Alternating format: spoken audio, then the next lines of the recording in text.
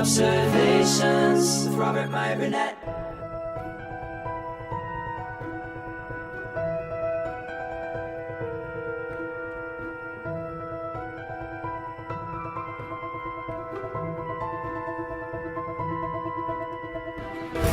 Well, greetings, Imagination Connoisseurs. Once again, it is I, your Duke of Dope Discourse, your master of fun and wonder, your viceroy of verisimilitude, your sommelier of sci-fi and cinema, your archbishop of Banterbury, your evangelist of the imagination, and, of course, your existential Mr. Rogers. That's right, Robert Meyer Burnett.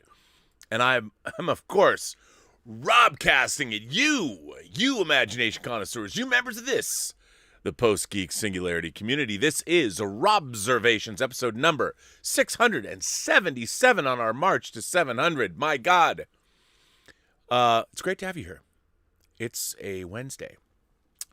So, when I was a kid, watching Star Trek and The Twilight Zone, Outer Limits, you started to notice that there were writers that worked on these shows together. People like Richard Matheson, or people like George Clayton Johnson, or people like that, and Theodore Sturgeon. There was just a lot of crossover. And one of the things that I learned when I was very young was that a lot of the people that were writing screenplays and teleplays were also novelists, playwrights, and short story writers. And you couldn't watch Twilight Zone, or at least I couldn't as a kid. I was a voracious, very avid reader. And one of the things I remember when I was 10, somehow I discovered that there was a science fiction book club and demanded, actually I was 9, and demanded my parents enroll me because, I didn't have much of my own money. And my parents are cool with it. They're like, you want us to buy you books? And I'm like, yes, Mom. And they did. So I was enrolled in the science fiction book club. And back then it wasn't like it was that expensive. I wasn't spending, I was probably spending $5 or something like that, $10 maybe. A month to get books. My parents loved it because I was reading. But one of the things that I loved about it was, especially short stories, there were a lot of anthologies back then, like Harlan Ellison's anthology Dangerous Visions, and again Dangerous Visions, which I did get from the Sci-Fi Book Club. So I read a lot of stuff, and I love short stories because I love The Twilight Zone and I loved Outer Limits, and there was so many short stories, so many science fiction and horror, but science fiction short stories because they used to appear in anthologies and digests. So I remember getting, I think it was the Science Fiction Hall of Fame. I want to say it was the Science Fiction Hall of Fame, and I read a story in the Science Fiction Hall of Fame called The Cold Equations.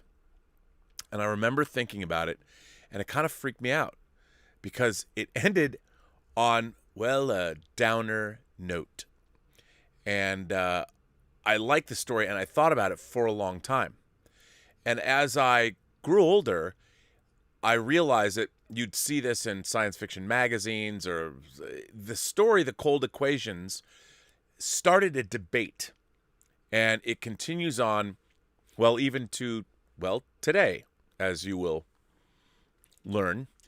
And The Cold Equations is actually a very simple story. And I'm going to keep it simple, I'm going to read you the Wikipedia entry because it's not one of those things. I mean, I know the story and but I don't know everything about it. First of all, before I do that, and I don't expect you right now, I'm going to actually put a link. The short story is actually, interestingly enough, in the public domain. So I'm going to put this in the live chat. Here is the link to the actual short story, The Cold Equations. Now, I'm going to spoil the shit out of it, but you've got it if you want to read it. So anyway, this is from the Wikipedia entry for The Cold Equations. The Cold Equations is a science fiction short story by American writer Tom Godwin, first published in Astounding magazine in August 1954. In 1970, the Science Fiction Writers of America selected it as one of the best science fiction short stories published before 1965, and it was therefore included in the Science Fiction Hall of Fame, Volume 1, from 1929 to 1964. The story has been widely anthologized and dramatized.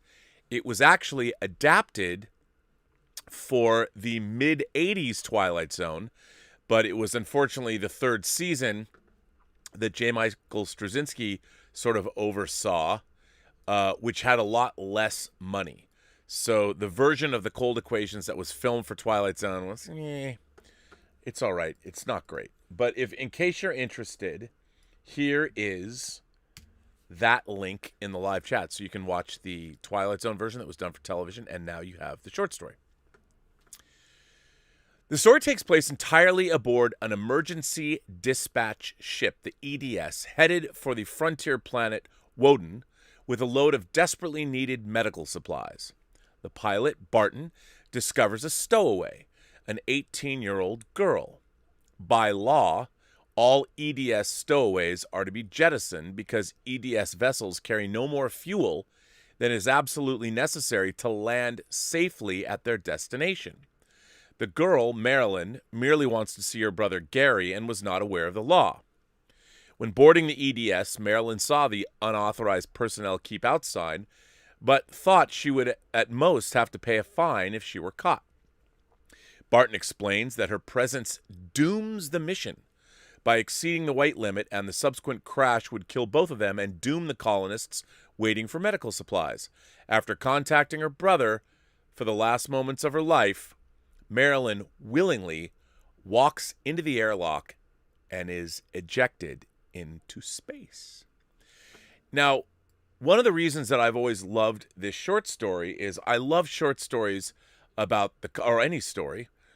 Perhaps my love of Aniara, the Swedish science fiction film, is supported by this. I love Aniara. I love stories where the cosmic void crushes the ego of man. and Aniara is, I think, it is the godfather of those kinds of movies. If you haven't seen it, it's on Blu-ray. I think you can watch Aniara on Hulu. I highly recommend it, but have something fun to do afterwards because it will leave you in a state. If you're prone to depression, don't watch Aniara. But I love it, and I think it's quite beautiful and poetic. But the idea that space is the most hostile environment and that anything we find in the cosmic void is dangerous. But I've always loved the idea that when you are traveling in space, you cannot escape physics. And so any story like that, and, it's like Charlton Heston talking about the void. I think maybe that's why I loved it when I watched Planet of the Apes for the first time when I was like 5 or 6, and listening to the beginning, Charlton Heston's soliloquy. He's recording his last ship's log. I leave the 20th century behind with no regrets. I mean, I love that. But I've always loved stories, Apollo 13, you are going to run out of oxygen unless you fix something. There's nothing you can do. And so the cold equations has caused a fierce controversy amongst many science fiction writers and people that are interested in science fiction, mainly from a moral and ethical point of view. Now, in the Wikipedia page, they talk about the reception to the story. Critic and engineer Gary Westfall has said that because the proposition depends upon systems that were built without enough margin for error, the story is good physics but lousy engineering, and that frustrated him so much he decided it was not worth his time. Very poor engineering. Writer Cory Doctorow has made a similar argument, noting that the constraints under which the characters operate are decided by the writers and not, therefore, the inescapable laws of physics.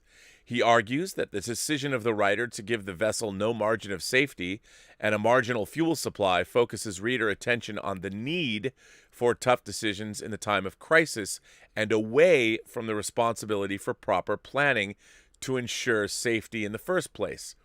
Doctorow sees this as an example of moral hazard. Writer Don Saker's short story, The Cold Solution, from Analog, July 1991, which debunks the premise, received the 1992 Analog Analytical Laboratory Award as the reader's favorite analog short story of 1991. In 1999, Richard Harder wrote a detailed analysis of the story online, with special attention to the possible negligence of those who designed the situation such that dilemmas like this could occur, and how this paralleled similar concerns involving industrial safety legislation. The original short story was shaped by astounding editor John W. Campbell, who was known for writing the original short story Who Goes There, that The Thing, the original Thing, and John Carpenter's version, and the prequel to John Carpenter's version was based on. The story was shaped by astounding editor John W. Campbell, who sent the cold equations back to Godwin 3 times before he got the version he wanted, because Godwin kept coming up with ingenious ways to save the girl. In a 2019 essay in Locus, author Cory Doctorow criticized Campbell's decision as one to turn the story into a parable about the foolishness of women and the role of men in guiding them to accept the cold, hard facts of life. In 2016, Campbell biographer Alec Navala-Lee noted that the story was published at a time when Campbell had embraced contrarianism on the basis that, in Campbell's words, there was no viewpoint that has zero validity, though some have very small validity or very limited application.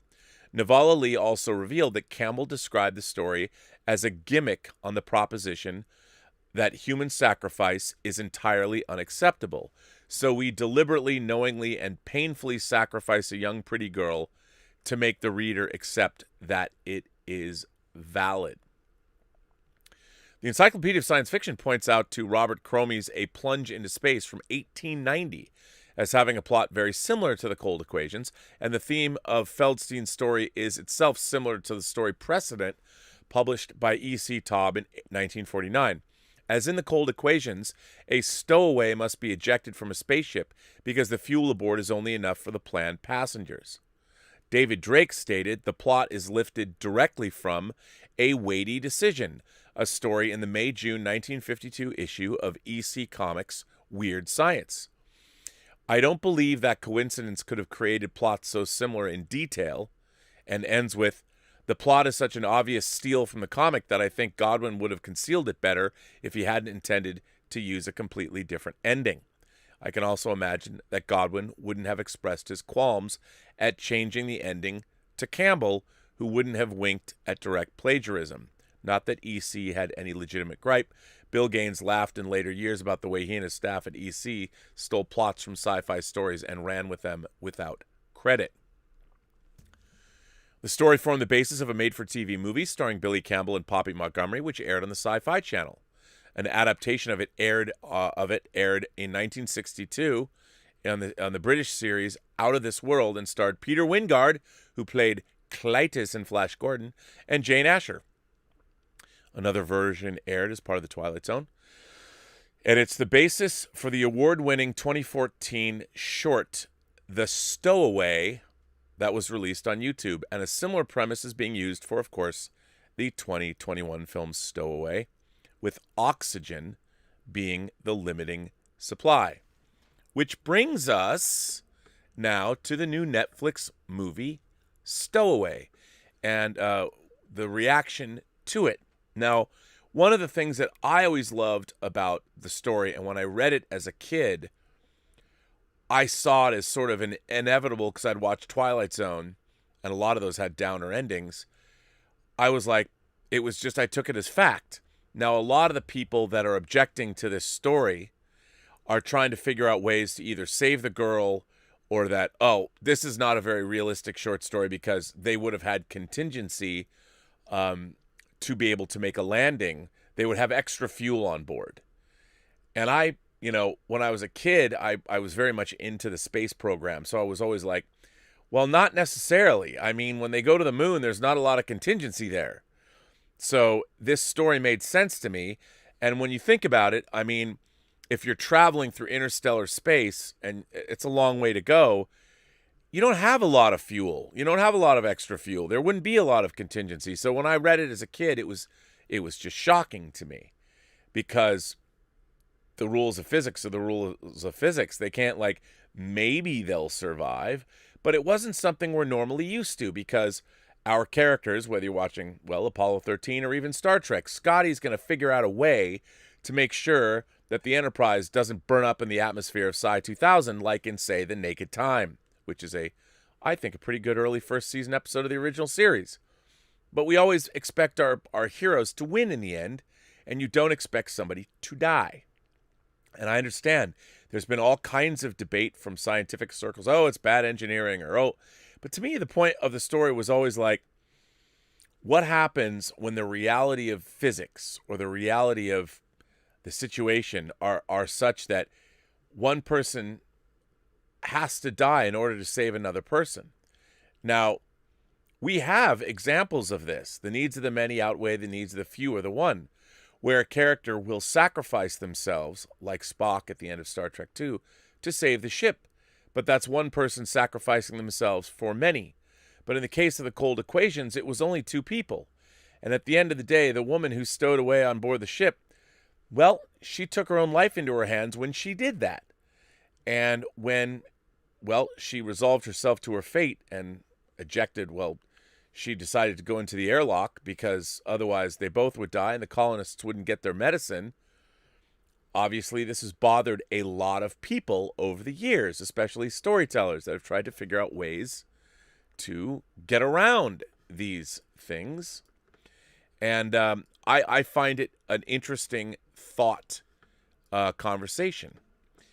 And it's very interesting. Now, I wanted to read, I found Cory Doctorow's article.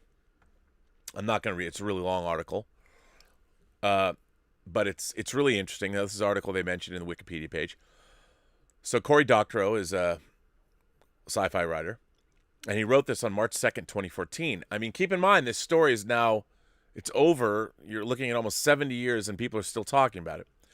Legendary science fiction editor Gardner Dozois once said that the job of a science fiction writer was to notice the car and the movie theater and anticipate the drive-in, and then go on to predict the sexual revolution. What a great quote. The job of a science fiction writer was to notice the car and the movie theater and anticipate the drive-in and then go on to predict the sexual revolution. I don't think there's a better quote about what science fiction is all about than that quote. I love that quote because it highlights the key role of sci-fi in examining the social consequences of technology, and because it shows how limited our social imaginations are. Today, we might ask the sci-fi writer to also predict how convincing the nation's teenagers to carry a piece of government-issued photo ID, a driver's license, as a precondition for participating in the sexual revolution set the stage for the database nation, the idea that people are the sort of thing that you count and account for, with the kind of precision that the NSA is now understood to bring to the problem.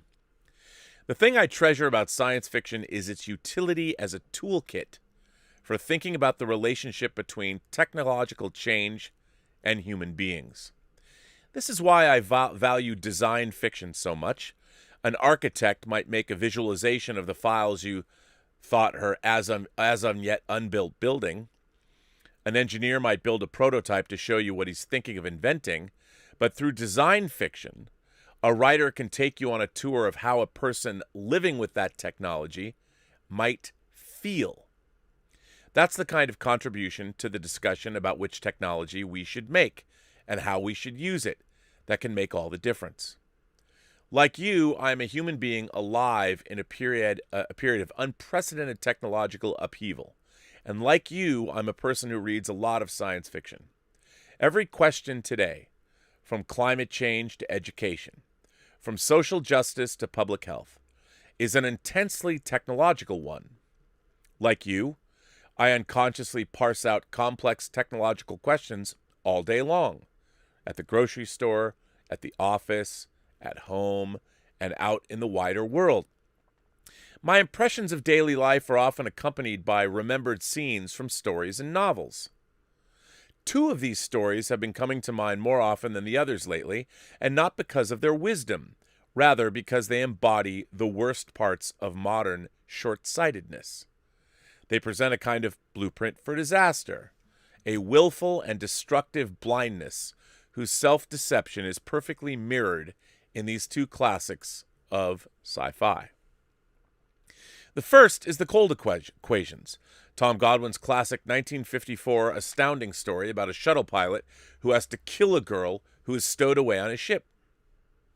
Now, what I find interesting about this, he has to kill a girl. I would say the girl killed herself when she made the decision to stow away on board the ship, when she clearly knew that she wasn't supposed to do that, And yet, what I find really interesting is that that doesn't matter to certain science fiction authors, like Cory Doctorow, because, obviously, in this kind of fiction, the hero is supposed to save the damsel in distress. The pilot, Barton, is on a mission to deliver medicine to a group of explorers on a distant world. They've contracted a fatal disease, and without the medicine, they will all die. The pilot has just gotten underway when he sees his fuel gauge dropping at a faster rate than it should. He deduces from this that there's a stowaway aboard, and after a search, he discovers a young girl. She is stowed away in order to be reunited with her brother, who is on the plague-stricken world, though he's a continent away from the sickness. She believes that she is to be fined for her rule-breaking, but then a stricken Barton explains the facts of the universe to her. The rescue ship has only enough fuel to reach the plague planet, and with the girl's additional mass, it won't arrive. She will have to be pushed out the airlock, otherwise the sick explorers will die of plague. If Barton could, he'd sacrifice himself to let her live, but she can't land the spaceship. It's entirely out of his hands. As the truth dawns on her, she weeps and protests, "But I didn't do anything." But we know better, as does Barton, and as eventually does she. She has violated the laws of physics. The equations are there, and they say she must die. Not because the universe thirsts for her vengeance. There is no passion in her death. She must die because the inescapable chilly math of the situation demands it. Barton wanted her to live. Apparently, editor John W. Campbell sent back 3 rewrites in which the pilot figured out how to save the girl. He was adamant that the universe must punish the girl. The universe wasn't punishing the girl, though. Godwin was, the writer. And so was Barton, albeit reluctantly. The parameters of the cold equation are not the inescapable laws of physics. Zoom out beyond the page's edges, and you'll find the author's hands are carefully arranging the scenery so that the plague, the world, the fuel, the girl, and the pilot are all poised to inevitably lead to her execution. The author, not the girl, decided that there was no autopilot that could land the ship without the pilot. The author decided that the plague was fatal to all concerned, and that the vaccine needed to be delivered within a time frame that could only be attained through the execution of a stowaway. It is then a contrivance, a circumstance engineered for a justifiable murder, an elaborate shell game that makes the poor pilot and the company he serves into victims every bit as much as the dead girl is a victim, forced by circumstance and girlish naivete to stain their souls with murder. Moral hazard is the economist's term for a rule that encourages people to behave badly. For example, a rule that says you're not liable for your own factory's pollution if you don't know about it encourages factory owners to totally ignore their effluent pipes. It turns willful ignorance into a profitable strategy. The Cold Equations is moral hazard in action. It is a story designed to excuse the ship's operators, from the executives to ground control to the pilot, for standardizing on a spaceship with no margin of safety. A spaceship with no autopilot, no fuel reserves, and no contingency margins in its fuel calculations. The Cold Equations never asks why the explorers were sent off-planet without a supply of vaccines. It never asks what failure of health protocol led to the spread of the disease on the distant, unexplored world. The Cold Equations shoves every one of those questions out the airlock along with the young girl. It barks at us, now is not the time for pointing fingers because there's an emergency. It says that now is the time to pull together, the time for all foolish girls to die to save brave explorers from certain death, and not the time for assigning blame. But if a crisis of your own making isn't the time to lay blame, then the optimal strategy is to ensure that the crisis never ends. Now, what's really interesting to me about what Cory Doctorow is saying here is he would have just simply written the story differently. When I read the story, I never thought to myself, well, wait a minute, maybe they did have vaccines, but the vaccines didn't work. I bought into this premise. What Cory Doctorow is saying is that he's almost saying that Godwin wrote a bad story and there should have been all of these things that were changed. But my take on the whole story was that was the way things were. The situation that existed, just like so many situations exist here. If you're in a burning skyscraper or whatever, you're in some place that's on fire, that's an enclosed environment, there are certain physical and physics that, physical things happening in physics that you will, you're in a house, you can't get out of a house with a lot of smoke in it or flames. They're going to kill you. Well, why wasn't there, well, I don't know, Cory Doctorow, why wasn't there an axe in the house that you were in that would allow you to just cut your way out of the house while the fire raged around you? I don't know, there wasn't an axe there because no one put an axe there. So when I read the story, and all of these objections always come from writers who are always saying that, well, wait a minute, this is a bad story. We don't like the end. We're being made as readers to be complicit in murder. Now, Doctorow goes on and talks about Farnham's Freehold, but I won't get into that. I want to read the end of this article. Every time someone tells you that the environment is important, sure, but we can't afford to take a bite out of the economy to mitigate global warming. Ask yourself what's out of the frame on this cold equation. Every time you hear that education is vital and taking care of the poor is our solemn duty, but we must all tighten our belts while our lifeboat rocks in the middle of the precarious, crisis-torn economic seas, ask yourself whether the captain of our lifeboat had any role in the sinking of the ship. Science fiction is supposed to teach us how to think about the future. The intellectual dishonesty in the cold equations are not isolated incidents. They're recurring motifs that persist to this day. Just have a look at Sandra Bullock's struggles with the cold equations of gravity. If you don't believe me, then watch Jack Bauer torture a terrorist on 24 to see some modern lifeboat rules. They have something to teach us, all right. That stories about how we can't afford to hew our values in time of crisis are a handy addition to every authoritarian's playbook.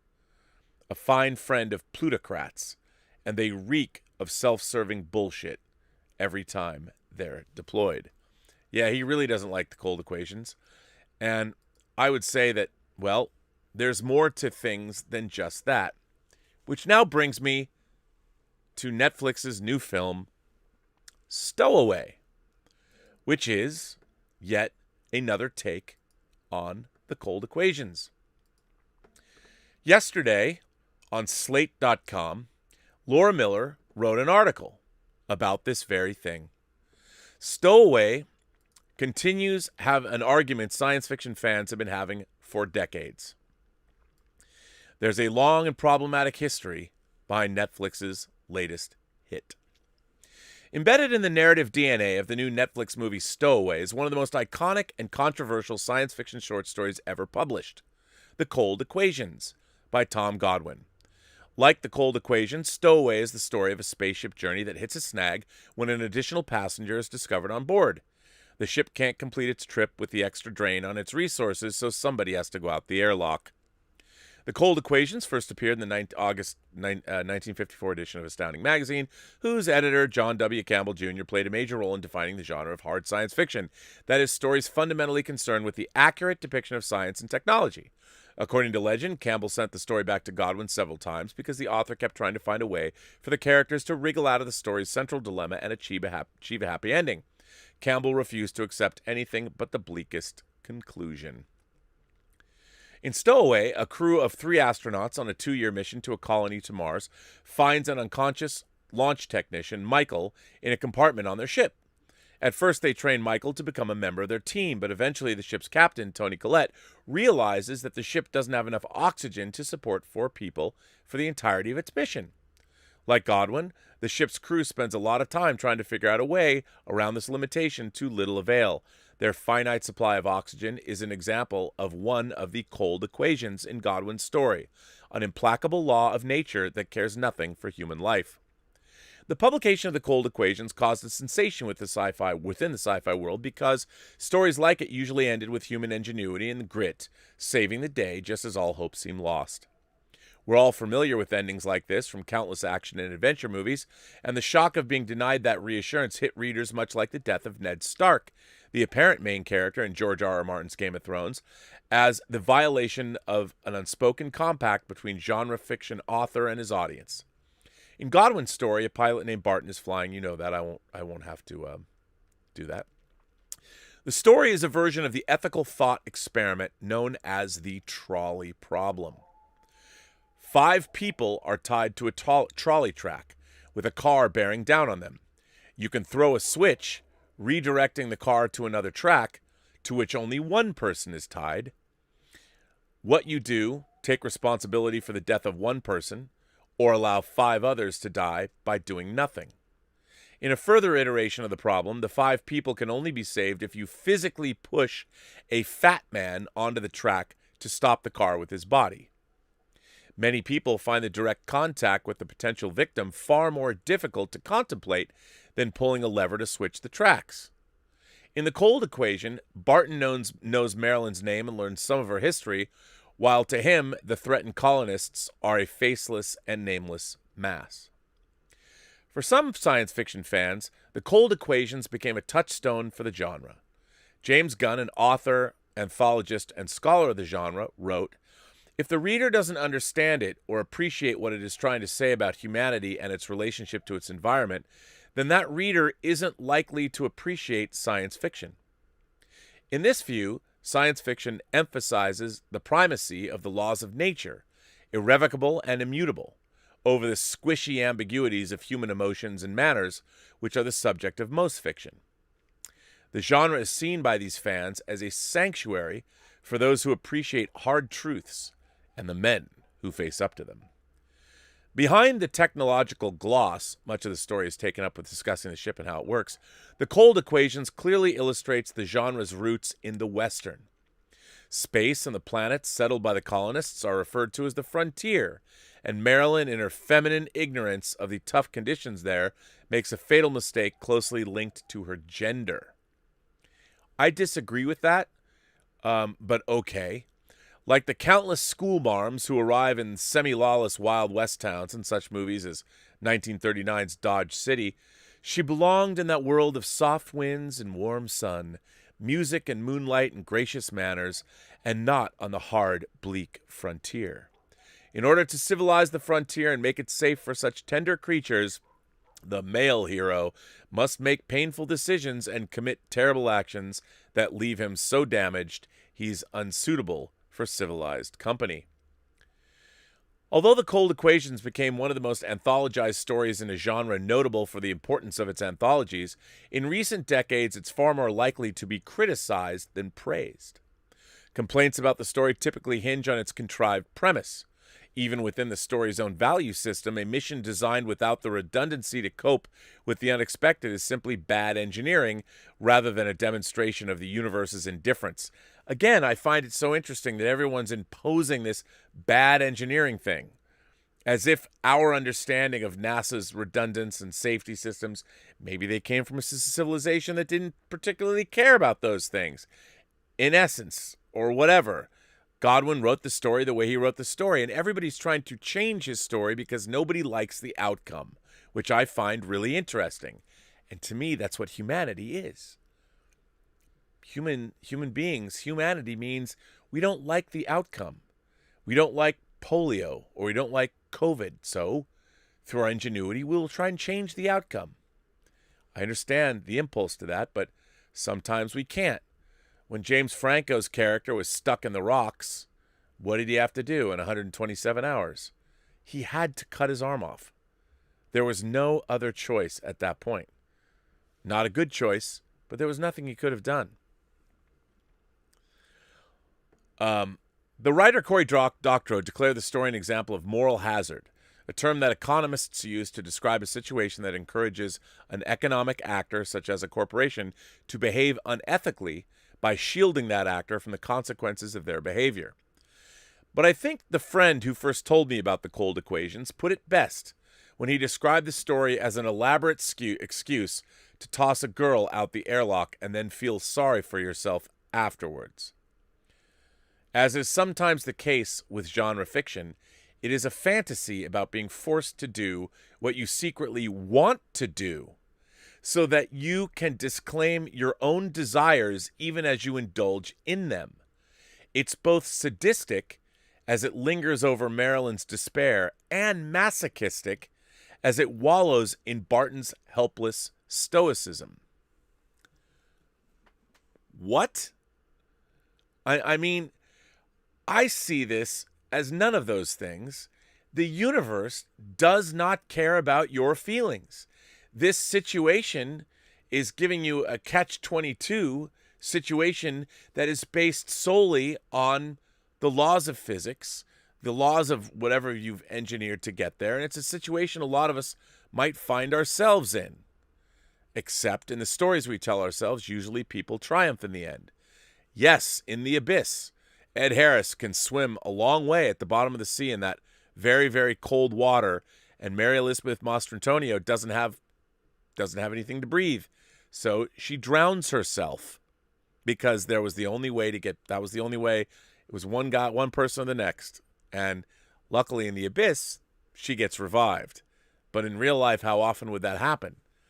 But it's very interesting how now this author is now making a value judgment and saying, oh, it's sadistic because this author is telling a story. Suddenly now he's sadistic and it's masochistic. Stowaway, and here's where you might want to stop listening if you're trying to avoid spoilers, complicates and extends the basic premise of the cold equations while updating its gender politics to a point. Zoe Levinson, played by Anna Kendrick, an MD, and the mission's medical researcher, is no clueless Marilyn. But when the crew exhausts the last of its desperate gambits to escape, having to sacrifice one of its members, she volunteers for a suicide mission that will save the other three. This is noble and heroic. Stowaway differs from the cold equations in that Zoe is the story's protagonist rather than its problem, and once she's made her sacrifice, the movie somewhat abruptly ends. But her death is also partially a consequence of a mistake she makes, dropping an oxygen canister.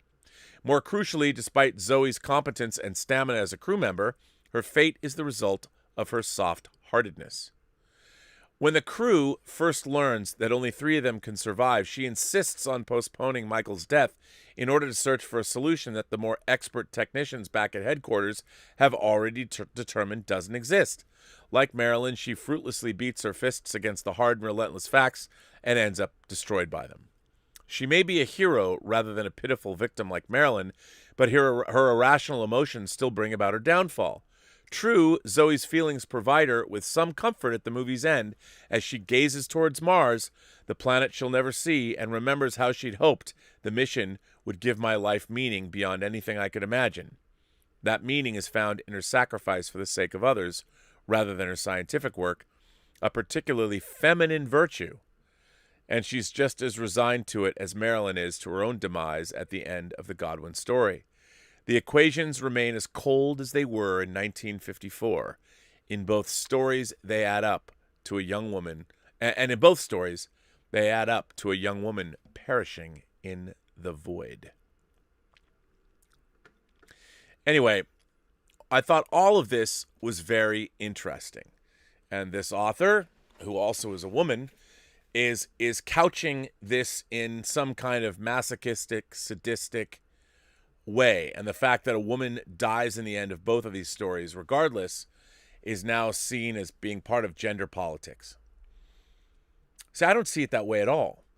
I see it as, well, the reason it's the cold equations is because the cosmos, the universe, is a cold, unemotionless, or emotionless, not unemotionless, a cold, emotionless place. It doesn't care about human endeavor. It just is. And there are things about the universe that we can't control. There's nothing we can do to make things right or different or whatever. And to me, that's what the story The Cold Equations was always about, that the universe can really suck. I never saw it as a science fiction story that's supposed to have a happy ending, because the message of the story is, well, the things that they don't have, all the things that Cory Doctorow would like to see put in the story, better engineering, redundancies, all those things. Yes, we would like to have those things too. But the idea that how many explorers went out to the New World, how many ships over the course of centuries were lost at sea because they didn't have redundancies, they didn't have enough water, they didn't have enough fruit, they didn't have whatever they needed to cross the ocean. These are things that really happened. And it's very funny that we're trying to, in a way, I read these things about the cold equations and I see them as being politicized. And I think it's kind of interesting. And it sort of speaks to our world today. And one of the things that I thought about was that, okay, when I had made Free Enterprise, I wanted to make a movie based on a book written by Mark Lindquist. And it was all about the Seattle rock scene and a court case. And basically, it was a coming-of-age story about a 36-year-old. I thought it would be a great follow-up to Free Enterprise. The book was called Nevermind Nirvana by Mark Lindquist. And people liked the script that I wrote. I mean, hell, people said, do you really want to make a nostalgia movie? This was in 2002, 2003, and the movie was set at the turn of the millennium. And it's funny because nowadays there's 90s nostalgia. I could probably get the movie made if I wanted to make it today. Maybe I should try and make it today. But everybody had the same thing to say, that the court case wasn't big enough. It should be a murder. And I'm like, yeah, but the whole point is that it's not a murder story. It's a coming of age story. So anyway, so I wrote this script, and in it there was something that was not defined in the script. And I wrote it, put it in there after suggestions from a friend of mine, Jason, who was going to help me try and get the movie made. And I said there's a fundamental difference between Nirvana people and Pearl Jam people. And to me, that is almost the crux of the divisive political landscape that we have right now. The difference between, say, Republicans and Democrats. And I think that in a way, Nirvana people are people that believe, and maybe I'm one of those, that one day we will live in a place where humanity has triumphed. We will achieve that utopian nirvana that we could possibly we could make the world in the way we want it to be. Whereas Pearl Jam people are more pragmatic. They see the world as it is. And maybe one of the reasons Kurt Cobain took his own life is that he realized that he was at the forefront of being a Nirvana person when he realized the world will never allow him to do that. You better be a Pearl Jam person or realize that life will destroy you, because there is no utopia to be had. And nowadays, I think that we are living in a world where a lot of people, especially people that are always fighting for social justice and all that, believe that there is a way that we can have equality and equity, not always the same thing, and live in this perfect world. That's what we're all looking for.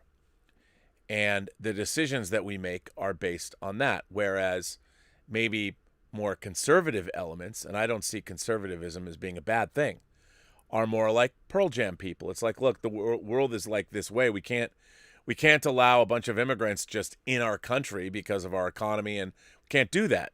That's more of a conservative point of view, and it maybe is true, but I am more of a left-leaning classical liberal. I would say, well, look at how vibrant our immigrant population has made this country.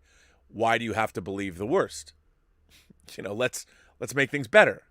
And it's a constant push-pull because both sides have valid points to make. Unfortunately, we sort of have forgotten that, and we should start listening to one another more. But that was my Pearl Jam Nirvana argument that happens in the middle of this movie. But I see, to me, the cold equations is more of someone with more of a conservative bent can look at that story and go, well, look, man, the universe is like this. I don't know what you're talking about. And I see the girl, at least in the story, when I read it when I was a kid, I'm like, why'd you have to trespass? I mean, at the end of the day, if you didn't trespass, we wouldn't be in this predicament. And I think that's kind of the conservative way to go. But I looked at it that way. Well, now that we're going to shift over into our leftist viewpoint. It's like, well, we're going to do whatever we can to solve this problem and save us all, whether you can or can't. Now, I'm not saying one way is right and one way is wrong, but ultimately, at the end of the day, in the way I look at it, the woman trespassed on a ship she knowingly went onto, and look where it led. It leads to her death. And at the end of the day, that's what I love about this story. You can debate this all you want, but like Cory Doctorow was like, well, what about they should have had redundancies? Yes, they should have. People should have done a lot of things, but they didn't. You know, contractors shouldn't skimp on buildings, but they do. You know, that's why you have regulation, because human beings are inherently lazy and we're inherently greedy. And the reason that you need regulation is because no one can be trusted. The idea of defunding police, really stupid idea. Police reform, good idea. Defunding police, monumentally stupid. Why? Because human beings are fuckheads. They're assholes. They will take any opportunity they can to cut corners and be greedy. And commit crimes if they can, if you can get away with it. Oh, come on, Rob. We're not people. No. No, that's why we have cops in the first place. So, you know, we have these different points of view. We have to listen to each. But at the end of the day, the great thing about the cold equations is the universe don't give a fuck about our debates. It's like, yo, you need this much fuel to land on this planet. And lest we forget, the very presence of this woman on the ship is causing the fuel throughout the journey to be burned at twice as much the rate. Oxygen as well. Oxygen wasn't a part of the original story, but it just might have well been. In Stowaway it is. And there's only so much oxygen. But it's a really interesting thought experiment, and I've always loved it. When I was a kid and I read the cold equations, I was like, oh man, I saw it as an O. Henry story. Like, that bitch she shouldn't have trespassed. Or that woman, she just wanted to see her brother. And she didn't understand, and she didn't know that there were rules. So to me, it is a tragic story. And it depends how you come at it. And I think that if nothing else, the debate we have is important. And we have to understand all the points of view. But it's very funny to me that there are people, and I see a lot of people that try and turn it into like, oh, this is a misogynistic story. No, it's a thought experiment. And it's not, look, it might as well have been a kid who wanted to go see his mother, a boy who wanted to see his mother, or a son who wanted to go see his dad. In the story, he made it a woman, I don't think because necessarily it was because he was misogynistic. He did it to raise the stakes.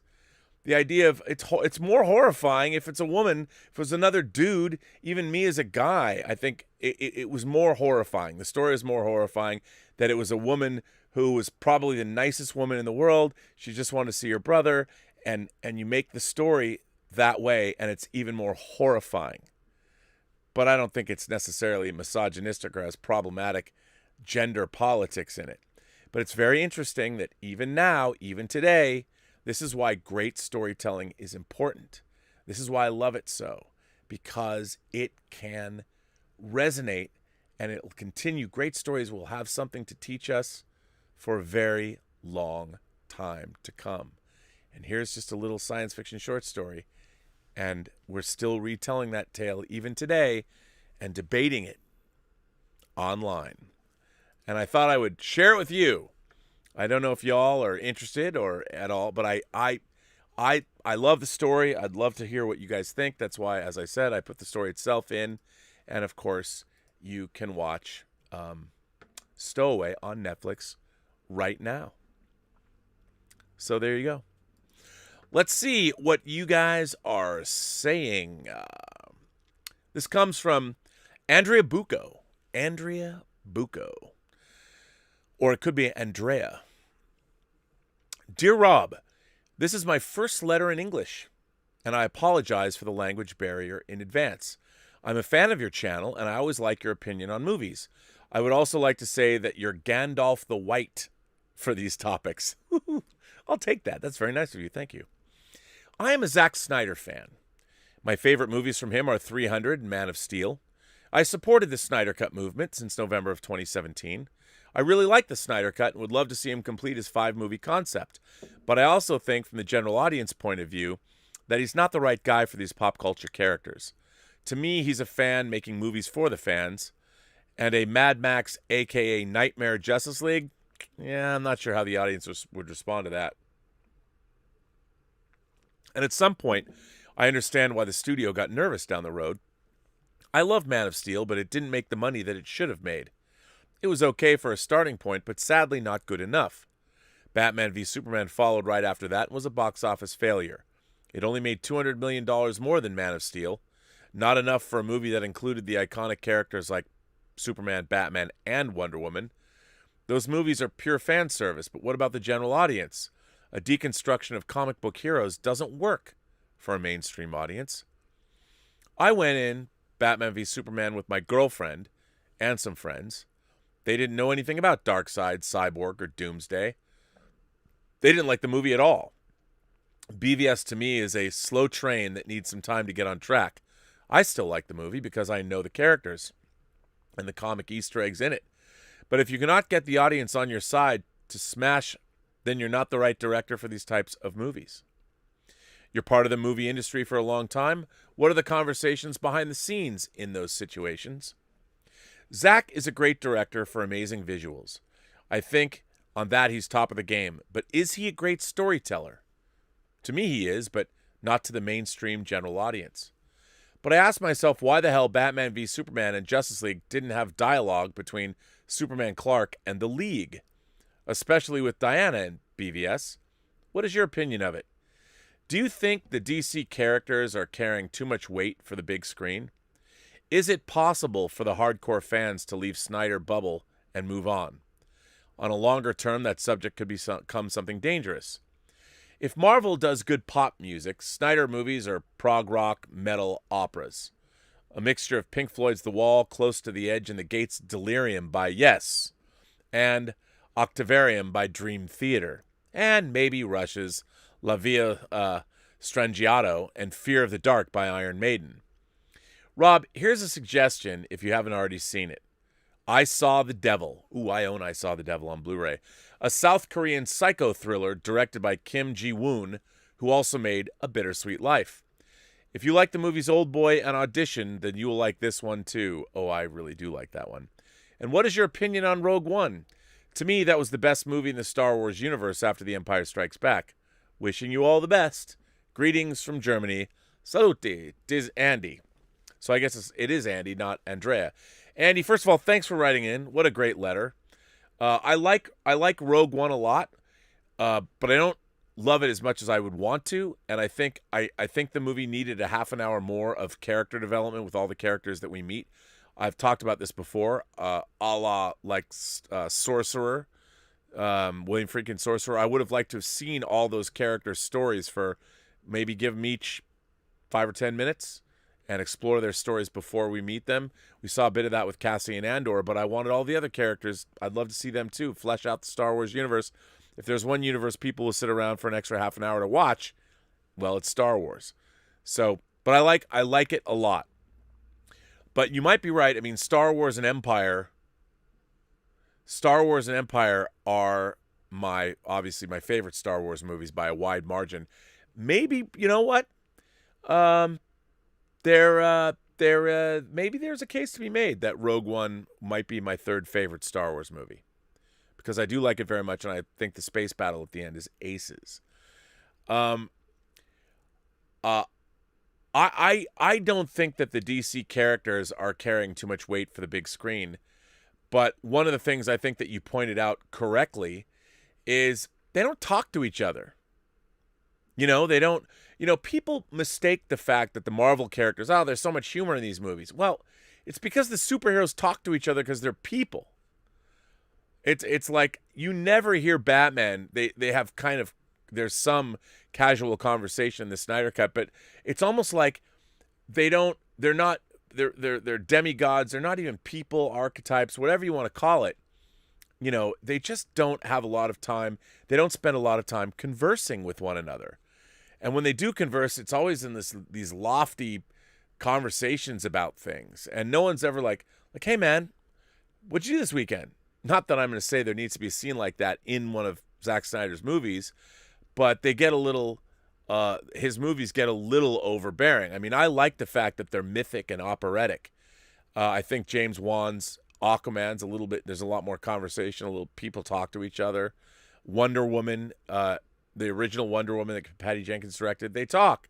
Some of the most fun stuff in the movie is Steve Trevor and Diana. One of the things I think they added, I don't know if this was in the original, I love the moment in the movie where she's like, oh, baby, because she's never seen a baby before on the streets of teens London, she sees a baby and has ice cream. And that humanized, that would never happen in a Zack Snyder movie. I don't think, at least I don't think it would, even though I know he produced the movie. But I don't think Zack would stop because he doesn't want to demystify the characters. You know, Wonder Woman having an ice cream cone? Well, sure, why not? But anyway, great letter. Thank you for writing in. Very much appreciate it.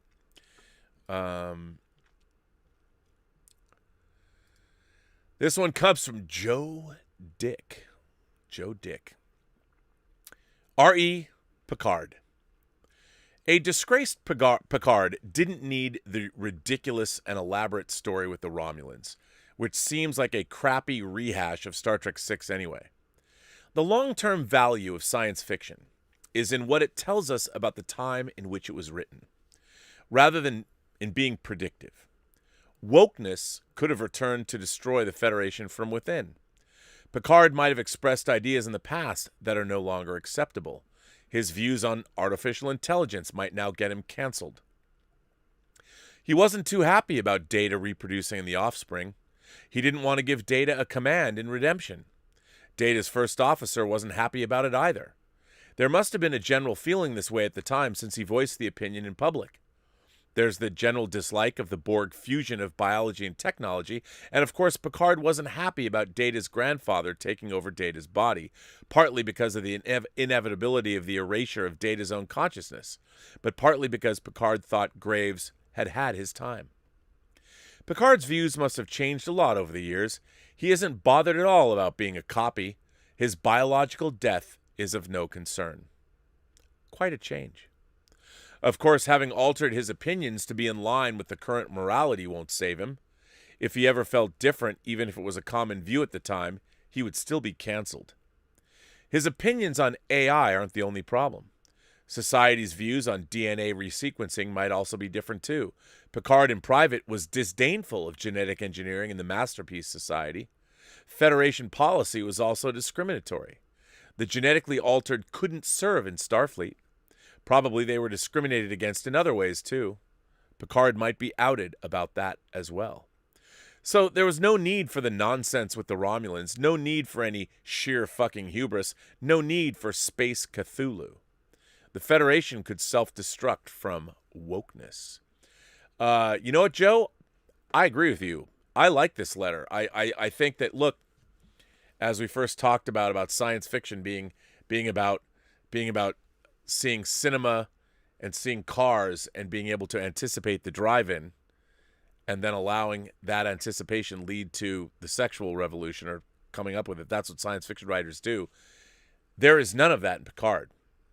Picard could have been a very interesting show, and it is bargain basement, 7th grade sci-fi at best, with a lot of virtue signaling and moralizing, and it has not one mature bone in its storytelling body. And it was a huge, huge, huge disappointment. But I really like the examples you give. You actually take real examples, because clearly you're a Star Trek fan, write from episodes and say you could have built the show around that. I would have loved that. I would have loved that. Picard is a man out of time because the Federation that he believed in, his ideals shifted out from under him. And I, in a way, understand that a little bit because I went to the Evergreen State College. And watching what happened at that college in 2017, the student uprising that occurred, watching students telling faculty what they should go do with themselves, I'm like, what world do we live in? Since when do you, as students, go to college and tell the administrators and tell the faculty and tell what you're supposed to learn and how you're supposed to learn it? I mean, I understand you're paying tuition and all that, but aren't you paying tuition to go to that college in the first place because you like its reputation? Now, I'm not saying you need to sit down and shut up, but as a student, sometimes sitting down and shutting up is how you learn. So, really good letter. Thank you for that. Let's see.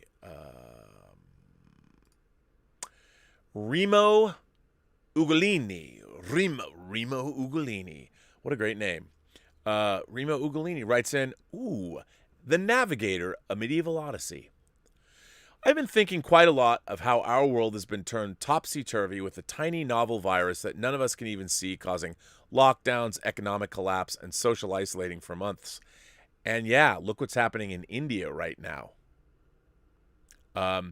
Makes it look like what we've gone through was kind of a picnic compared to what they're going through. My mind keeps coming back to one film I saw in 1988. It was Vincent Ward's New Zealand film, The Navigator, A Medieval Odyssey. By the way, I think that's a wonderful movie. It starts in a small mining village in the 14th century Cumbria where the villagers are in dread fear of the Black Death that is engulfing all the European countries, from the tales people have brought back from their travels. In desperation, as the infected are now on their doorstep, they turn to a young boy called Griffin, who has the reputation for visions and second sight, to help them avoid the plague. From there, this movie, in my mind, is a prime example of peak verisimilitude despite crossing genres like historical drama, fantasy, and science fiction. Griffin's vision is that they need to make an offering to God of a cross and place it on the highest spire of Christendom. So, with an intrepid band of volunteers and a load of ore for the cross, they begin tunneling through the earth to come out into a modern-day New Zealand city. Here, the movie reimagines all our modern way of life as it would be seen by medieval men for the first time. They first see a panorama of nighttime city ablaze with lights that stretches beyond the eye can see, the veritable city of God. And then, as they begin to make their way, they come across modern machinery like cars and cranes that would appear to them as medieval monsters beyond their imagination. Yet their belief and faith propel them on a past their belief and faith propel them on past these lurking dangers until they find a modern metallurgist who forges their ore into a cross, and they find the spire of their vision in the center of the city. Never once do our band of medieval heroes break into an anachronistic one-liner or sly asides, but stay true to their characters' actions and speech of the time. Through modern steelworkers and time-traveling medieval miners, though modern steelworkers and time-traveling medieval miners do share a common love of beer. Vincent Ward is said to have based his film on a news report of tribesmen from Papua New Guinea visiting a modern Australian city for the first time and how they would have interpreted what they saw. Though on a thematic scale, Ward has stated the film is about faith, the basic need to maintain belief in something, anything, no matter what. That sentence seems to me to resonate much more today than it did in 1988, and that is why this film keeps coming up in my mind, that we need to keep faith that this crisis will end one day, and we will make it to the light at the end of the tunnel. Plus, maybe R&B is our modern Griffin, keeping us going in our darkest hours. Well, I like that.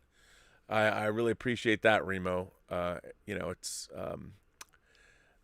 very nice of you to say that. I love The Navigator. I thought the movie was great. I thought it was really wonderful, and you're absolutely right. I mean, I'm not religious myself, but I've always liked movies about people that are devoutly religious, and it somehow saves them or allows them to do something that only their religion could have helped them do.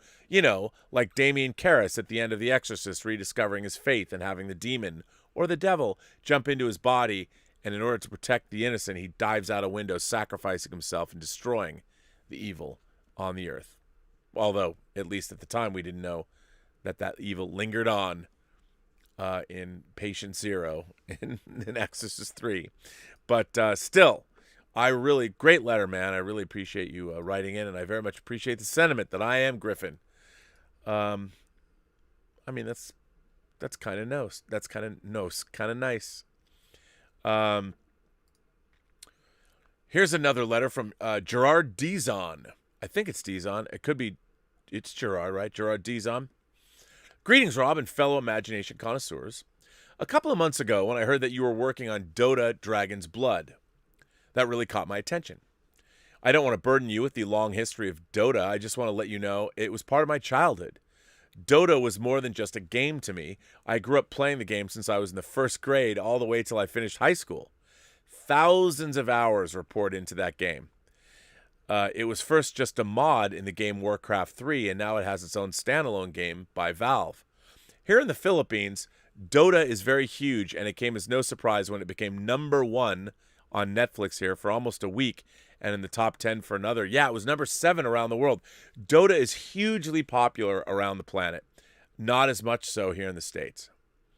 Hearing the news of Book 2 being in the works makes me even happier, which I'm already working on.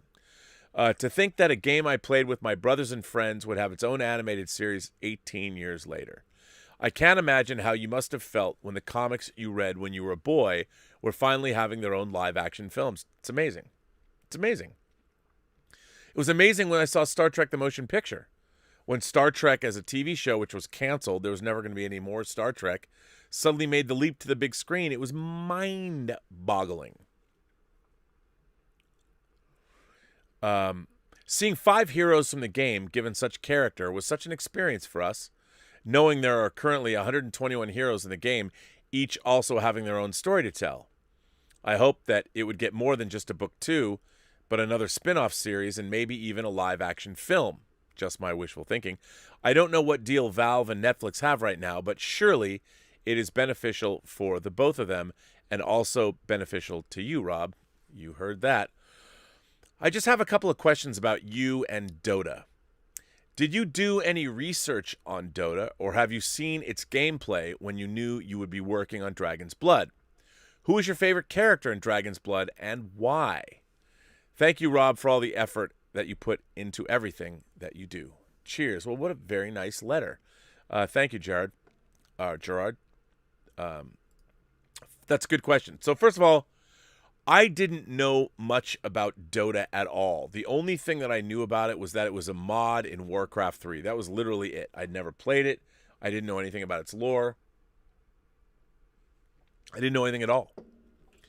And when Ashley, my friend Ashley, who's the showrunner and creator, called me up and asked me to help out, when they needed a stateside editor to work with them on the animatics. And I said, yeah, man.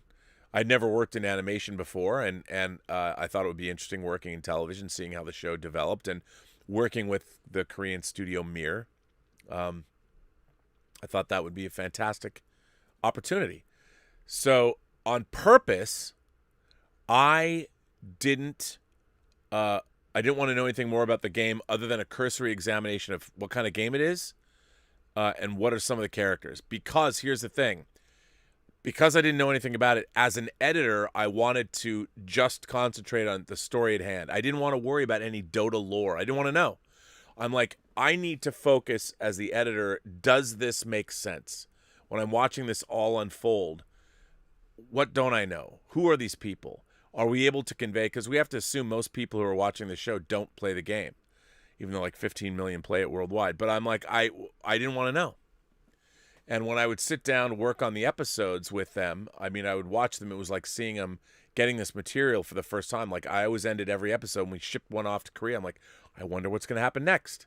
And in a way, Ashley wanted that for me because I was the final litmus test on whether this was all working. Because he'd never worked in animation before either.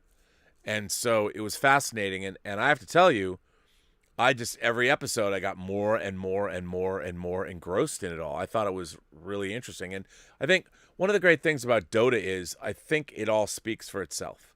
You know, it's one of those things that you can work on and go, this is really good. As I watched it, I was like, I really like this. And I was captivated by the stories. You asked who my favorite character is. The Invoker is my favorite character. And I didn't know much about him. But I love the Invoker, and if they do what they say they're going to do as they move along, the Invoker becomes even very... I mean, obviously, Davion's a great character, and I love Mirana, and I love Marcy. You know, there's so many characters that I do love. But I think the Invoker was my jam, because he seemed like the man with the plan, the man behind it all. And indeed, he certainly has a plan. And, of course, his relationship with Salamene, and I like the Invoker thing the best. Mario Lopez writes in. Mario says, "Hi, Rob. It's Mario Lopez from Portugal. Today, I come to talk about the Oscars. And yes, what I'm going to say is only my opinion. I could be wrong. So in my opinion, the Oscars have undoubtedly lost their importance and glamour. I still remember being up late at night to see these ceremonies, but there was something about the Oscars that had always bothered me.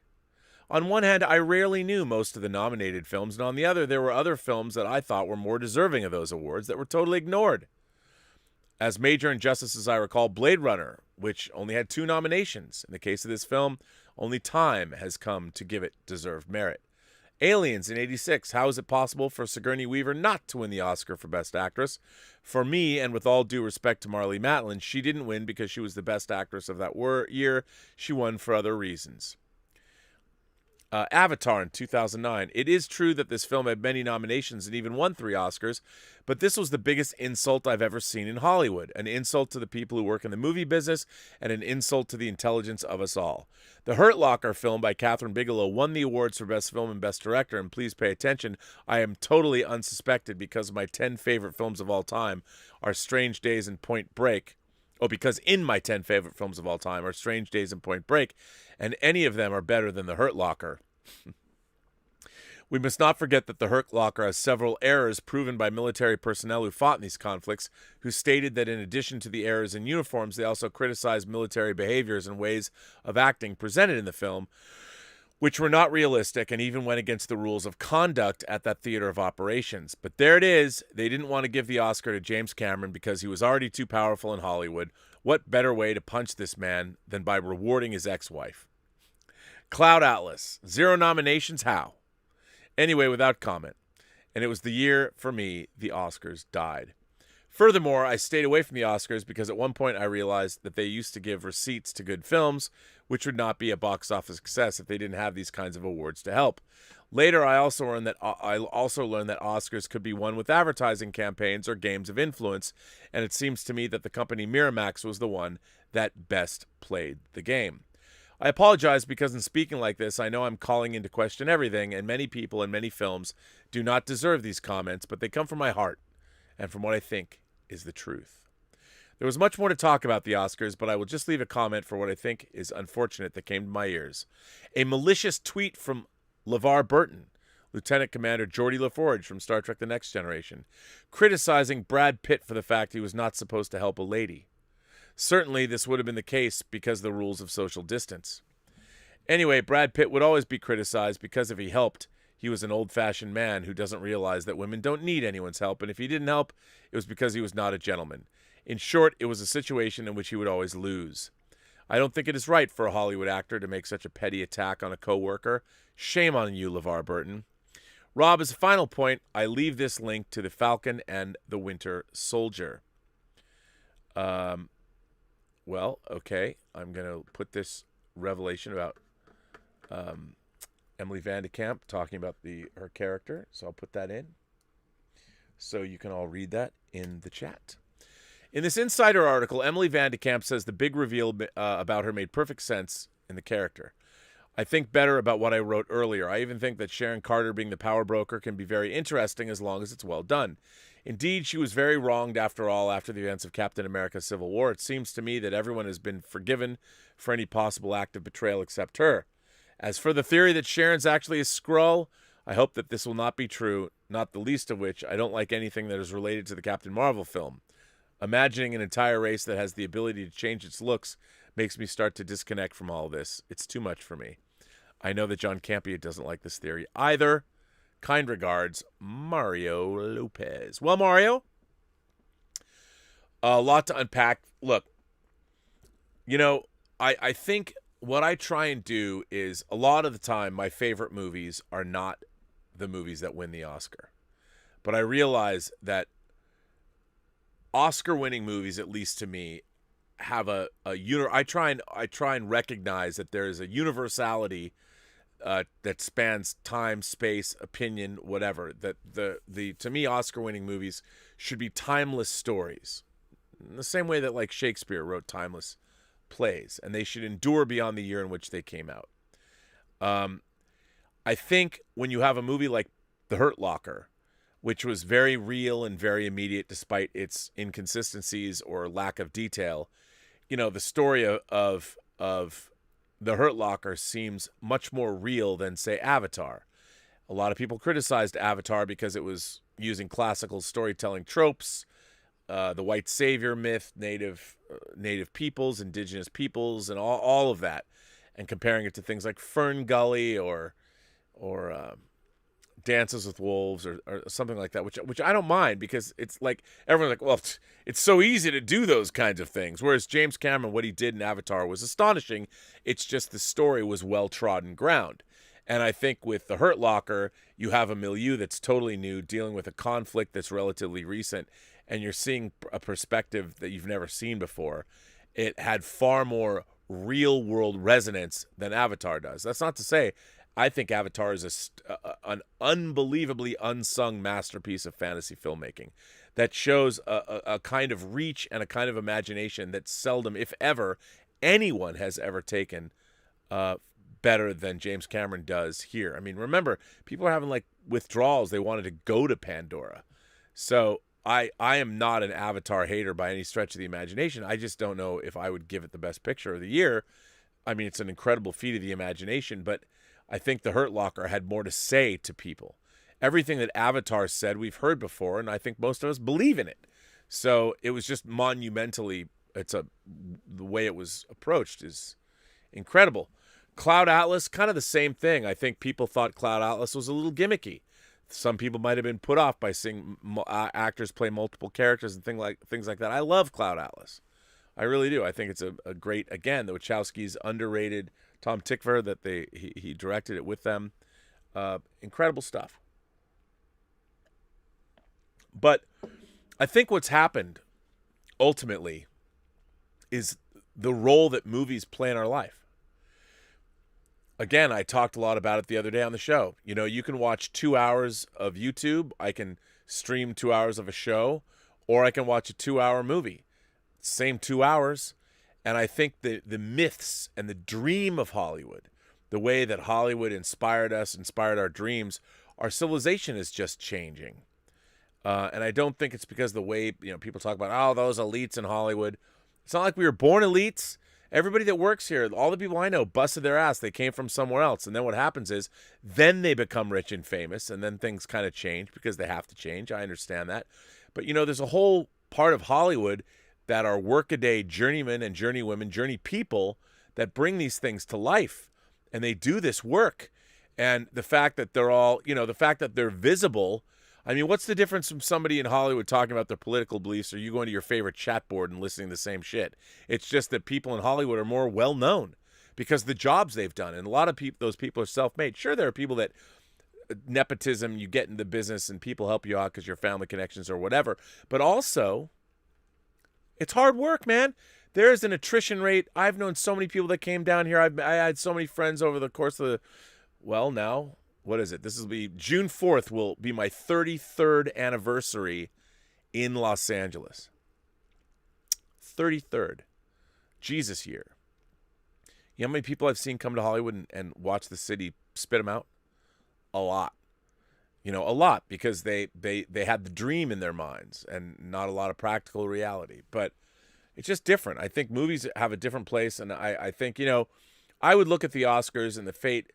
The real problem is the Motion Picture Academy needs the Oscars to go on. They need the revenue. They built a new museum. I think this year they should have foregone the ceremony. I really do. Not that a lot of people, it was great to see all the people get awards that got awards. Very deserving. A lot of great movies. But the problem was no one saw them.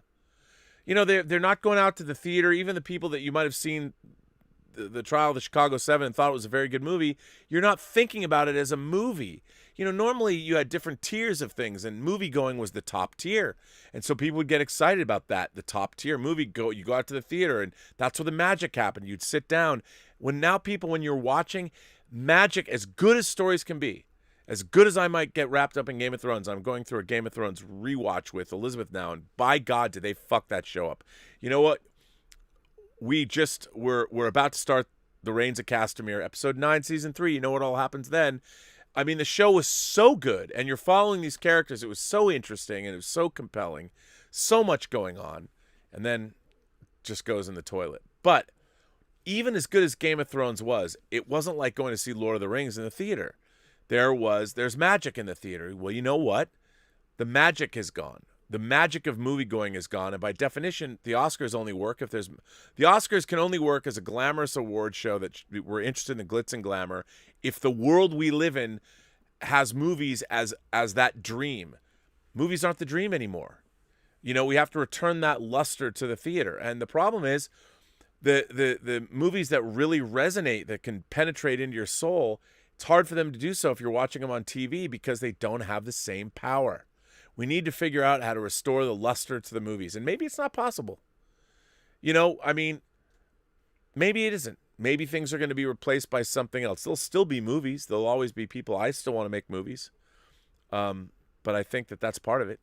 We've demystified Hollywood to the point where now we can't help but be cynical about it. So it's hard to watch your favorite movie star without being cynical about them these days. But I understand. Great letter, Mario. I really appreciate you writing in. Thanks. Thank you so much. To add to this, Omar94 writes in, "Hi, Rob, moderators in the Post-Geek Singularity. I don't know how you and others will feel about this, but looking at how far cinema has come, I don't know if we'll see a film or films which becomes a new and great achievement. What I mean is, I just don't think we'll see something done in film which has never been done before. Walt Disney and his team making Snow White was a great achievement. The film was referred to as Disney's Folly since everyone in Hollywood, as well as both Walt Disney's brother and wife, believed nobody would sit through a full-length feature animated film. However, he proved people wrong and pulled it off, winning an honorary Oscar. John Lasseter and his team making Toy Story was a great achievement since it was the first computer animated film and received a Special Achievement Academy Award. Peter Jackson making the Lord of the Rings trilogy was a great achievement since it was one of the most ambitious projects ever made, with new special effects and shooting all three films back-to-back, but he pulled it off. Kevin Feige making the Marvel Cinematic Universe was a great achievement since the idea of a shared universe was something people didn't know would work, but he pulled it off. However, I don't know if we'll now see a film or films which becomes a new and great achievement. Thanks, and live long and prosper." Omar, you know what? I think about this all the time. All the time. And I agree with you. I'm going to say something that probably will seem controversial to you, Imagination Connoisseurs. Many people might yell at me for this. I believe the cinematic art form as we've known it, cinema has developed in the late 1800s all the way through the 20th century, all the way until now, has gone probably as far as it's going to go as a form. I don't believe, like you said, we're not going to get any more ground or earth-shaking advancements because they're already here. Because cinema now is reached the end of a certain line. And I think that there's going to be things that are going to be picked up by cinematic storytelling, and a lot of that has to do with gaming, 3D technology, and all the things that are in its infant stages now. Eventually, we are going to be immersed in stories where we are the protagonists in virtual worlds, and that's going to be the drama. Right now, we sit back passively and watch movies and TV shows because we love stories. And I don't think movie-going is going to go away. I think now we're going to see what's so great about the Marvel Cinematic Universe or the DC Universe is you get to see these characters that are ingrained in you since childhood writ large on the big screen, taking you back to wherever, your dreams, whatever you wanted them to be. And the stories are engrossing. There's many, many engrossing stories. I don't think they're going to go away. But we're not going to be blown away the same way we were blown away seeing photorealistic dinosaurs in Jurassic Park, or seeing bullet time in The Matrix, or seeing the Star Destroyer stretch in the first scene of Star Wars. That is never going to happen again, because I think that we've reached a pinnacle of the cinematic art form. Now, it will change. It will change when the cinematic art form is different. The only way it'll change is from the viewer's perspective. Once we can be in a movie, for instance, and participate, then narrative will truly change, and we're going to start to see things we can barely dream of. But that hasn't happened yet. Look, for the rest of my lifetime, I hope to be watching movies. I'm always going to love that form of storytelling. But yeah, I do think you're probably right. Only because we've now made it possible to create anything you want in movies. There are times when I've seen movies that do things like when I saw Enter the Void, I really felt that the drug trip at the beginning was able to really convey what that kind of a drug trip. I've never taken that drug, so was it, I think it's DMT or whatever. It was like, okay, that now I kind of get an idea of that. Now, yeah. So, I think you might be right. As much as I might not want to admit it, I think you might be right. I do. Let's see what you guys are saying today. Let me get back and find out where we're at. First person up is, of course, Preston Bell. Preston Bell writes in. Thank you for the super chat, Preston. Hey, Rob. Looks like we were having technical difficulties on the Zoom thing the other day. I was the second guy you tried to talk to live. Could you see me? I could not. Anyway, it's metal that you're zooming in on fans on the show.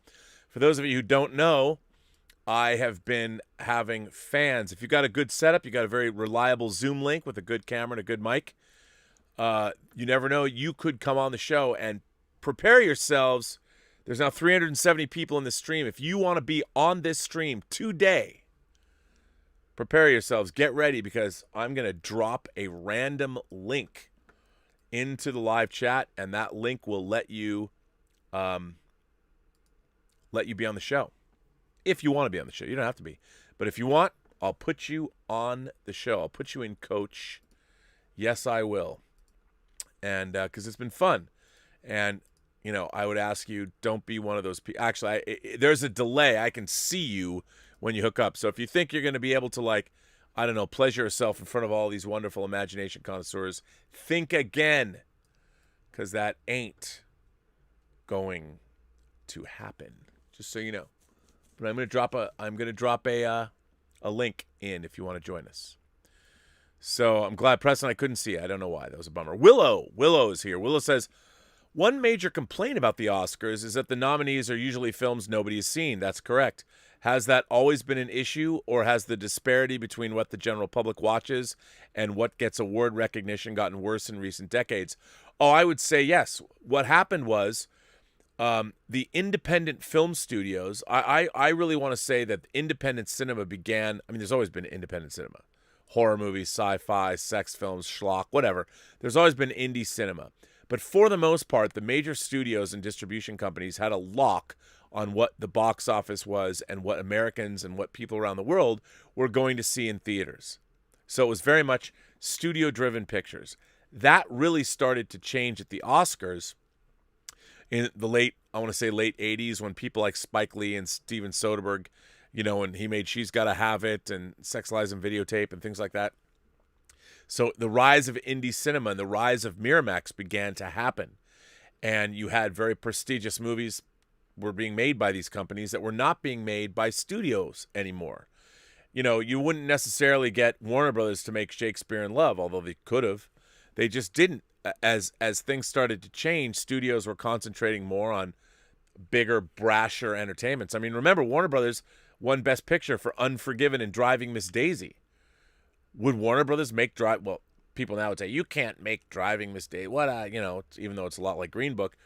Back then, people like, they wouldn't, Warner Brothers, unless Clint Eastwood twisted their arm, but think about the movies that Clint Eastwood makes. I mean, maybe Warner Brothers would make Unforgiven, but it won Best Picture. And that was not something unique. So I do think that the interests of the studios have changed. They're chasing after billion-dollar franchise properties, and they're not interested in making the kind of movies we all grew up watching, which were, you know, the movies that we used to watch from the studios was like going to the bookstore and picking up bestsellers. Now, some were actually based on bestsellers. But for the most part, I felt that's what I would get from Hollywood. Great novels. And I mean this not like they're adapting novels, which they also did, but I mean when I would go to the bookstore and buy a novel, I would get a fulfilling story, all kinds of different genres. You never knew what you were going to get, but the best books would be like the kind of movies we got from the studios. You would get all different kinds, wildly diverse stories, but they would be really good, really interesting, and that's why the studios made them. Now, and they cost between, I don't know, 10 to 60, 70, 80 million bucks. Then in 1991, James Cameron makes T2. It's a $100 million movie, and the economics of the movie business started to change. and things got different. And they've been different. So now, most of the movies, the prestige titles, are in fact indie films, Netflix movies, whatever, movies that the studios aren't going to make. And because the studios aren't making them and they're not in theaters, they don't provide the same cultural resonance that streaming movies do. There's so much on streaming. When you watch something on streaming, you don't even psychologically, no one's ever done a report on this, I'm just assuming. I'm going by my own bad self. I watch things when they're streaming, and I like them, and they're good. And things are good, but they don't resonate in my mind the same way if I go to a movie theater, even if I went to a movie theater and saw the same damn movie. I mean, if I would love to have seen Ma Rainey's Black Bottom in a theater. It was good. I liked it a lot, but I think on a big screen, it's just bigger. There's more of an experience. And if you're not having that experience, even if, you're taking away from the mystique of movies. I mean, movies, the whole point is to see human beings, other people, their faces writ large on the big screen. That's part of the effect, is that people become gods and become movie stars. And they live in your subconscious in a different way than if you're not. And none of these movies, I mean, some of them played, but there's no way to see them. And when you go see a movie like, I think Nomadland, from the way it looks, it'll have but Minari, maybe, I don't know, Ma Rainey's Black Bottom, I think all movies have a better effect. But, when you watch something and people think like, oh, it's a glorified TV movie or whatever, I think the real problem with the Oscars is that movies have fundamentally changed. What they are, what they were, where they're going, they're just different than they were. And the Oscars, I think, the Oscars are a ceremony that is based in an era when studios ran the world in terms of the movies that we saw. The big studios, the majors, the big brash. And the thing is, I think we all know what we're talking about. In the last 30 years, with the rise of independent movies and smaller films and Miramax and the King's Speech, I don't think the King's Speech would have won Best Picture in the 1970s. Maybe, but I don't think it would have. And I think that we're lesser for it. I think what the Oscars are is it's the shifting sands of our culture. So.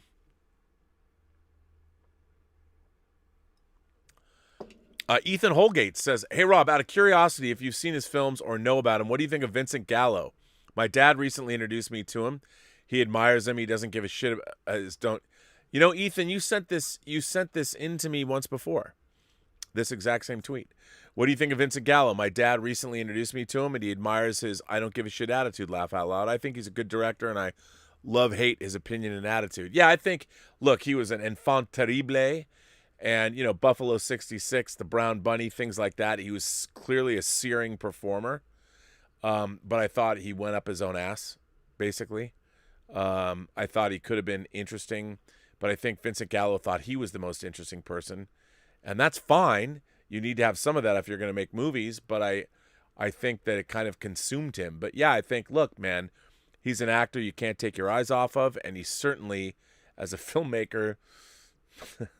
Well, yeah, just ask some of the actresses in his films. Yes, but he's an interesting cat, and some of his work is definitely worth seeing. Our friend Emil Johansson says, do you think Ozymandias wanted to commit mass murder? I guess it's impossible.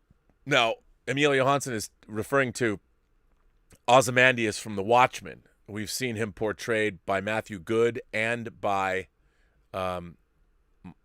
Jeremy Irons in the Watchmen TV series, of course, in the comics, which I always think back to. You're asking me, Emil, if you think that Ozymandias wanted to commit mass murder because of his plan. I guess it's impossible to determine if he just believed it was a necessary evil, which you could agree with, or if he secretly really wanted to do it. Oh, no. Look, I don't think Ozymandias necessarily wanted to kill people. I think Ozymandias, using his intellect, he talked himself into the fact that what he was doing was for the greater good of humanity. He thinks back like, hey, look at how many people died in the 5 years that World War II was being fought, or the 7 years World War II was being fought around Europe, or whatever. How many people died there? So the people I'm going to kill in the incident in New York is a drop in the bucket compared to how many people lost their lives in in World War II. And what if I bring peace to the world? I think he thought about it as a mathematical, it was a cold equation for old Ozymandias. I don't necessarily think he wanted to do it, but he knew that the only way humanity was going to straighten up and fly right is if some kind of cataclysmic, catastrophic event befell mankind, and mankind was so terrified that they would band together and be like, F this, let's figure out a way to work together and live together. And so I don't think he wanted to commit mass murder, but I think he knew that the only way any kind of real change would happen is if something like that were to occur. 200 Watt Studio says, what if the Stowaway was the brother? Would it be different? I say no. If only the Titanic wasn't sinkable, or why didn't it have more lifeboats? God, that's a great example. Yes, the cold equations, literally, why didn't the Titanic have more lifeboats? Because it didn't. Because they never expected it to sink. So they didn't think they needed enough lifeboats on the ship to serve the entire complement of people that would be on it. Great, great rebuttal, man. And I don't think if the person was a brother or a sister, it would have made any difference. I mean, the fact is, at the end of the day, you've got to save the colonists. They're dying. There's a lot more colonists than you. And, you know, that's what happens. That's what happens. Ooh, I love that, man. I love that. Stub McShave says, I'm finally getting my first vaccination shot on Friday. Congratulations. That is amazing. North American Ham Rammer sends in a super chat and says, imagine a story about creating a vaccine with Operation Warp Speed, but then trying to rewrite so another solution could have existed before any deaths. Another great example. You're absolutely right about that. I mean, it is what it is. You can't sit there and go, what do you mean you don't have a redundancy? I mean, it's so interesting. These are great. You guys nailed it. These are great examples of the whole idea of what the cold equations are. It's after the fact, you're like, but what about this? But what about that? But what about this? No. You know, I mean, what if they stepped up vaccinations about COVID, or what if they found a COVID vaccine? You know, it's been less. They've been studying COVID, but it was less critical. So we didn't have a vaccine. What if we did? You know, what if we were vaccinated against it? I mean, all of these questions are very good questions, and it totally plays into, you guys totally get the dilemma. I love hearing that. You know, I didn't know when I was going to do this show, I wanted to talk about this. I didn't know if anybody would care and bother, and I think it's great that you guys feel that way. North American Hamrammer, you are correct. The nerd instead of corporeal, nerdporeal life form. The nerdporeal life form. What a great name. I love that life. That's a great name. Hail Rob, thank you to others. Thanks to you and others, I launched a channel and uploaded a layman's guide to TOS. Check it out. Well, I will. Is that the name of your channel? The nerdporeal life form? What a great name for a channel. Thanks for that. Nick Parrish sends in a tip and says, 1 of 3. What's up, Rob? So thinking back to Mortal Kombat, I have to ask, should this movie put WB execs back in the penalty box? I ask because the Mortal Kombat web series produced by Warner Brothers and created by Kevin Tancharoen was supposed to be a gateway to a future film. Maybe. I mean, I don't have necessarily a love, but you go on to say, the web series was mostly received positively for putting a unique spin on the Mortal Kombat characters, giving unique backstories, and putting them in a more grounded universe. However, instead of bringing Kevin, is it Tancharoen, back to direct a film, Warner Brothers decided to hire a first-time film director who hadn't tested his concept with the general audience. The film didn't even try and capitalize on some of the concepts from the web series introduced. I still had some fun with the film, but Warner Brothers skipped a big opportunity. Yeah, but they had James Wan. You know, you had a filmmaker in James Wan who was supporting these filmmakers, I believe, right? So they had that, which is an extra added element, which is what a studio is always going to go for. Alexander Wilson says a new AMC filing states it does not have enough cash to make it through 2021 unless attendance gets back to 90% of pre-COVID levels by fourth quarter of 2021. Thoughts? Also, love the ending of Game of Thrones. Speak for yourself. Well, to each their own. You can love the ending of Game of Thrones. Well, I don't know. I mean, look, movie attendance is certainly up. Things are going well here, and at least in our country. I can't say the rest of the world's faring as well as we are, but as we're getting vaccinated and out there, movie attendance might go back up. But I don't know if they meant worldwide or domestic. Maybe if it's worldwide, that could be a little harder. But if it's domestic, I could see us maybe getting there. Maybe. I don't know. But at least, look, at least movie-going's on the upward swing. And I think that's good. People are going.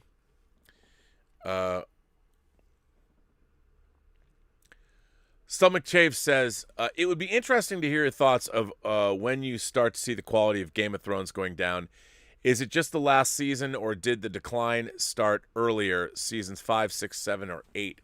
Oh, I think that it was a slow decline, but it was still, I mean, Game of Thrones, we're at the 9th episode of the 3rd season, so that would be the 29th episode of the series. 29 almost hour-long episodes.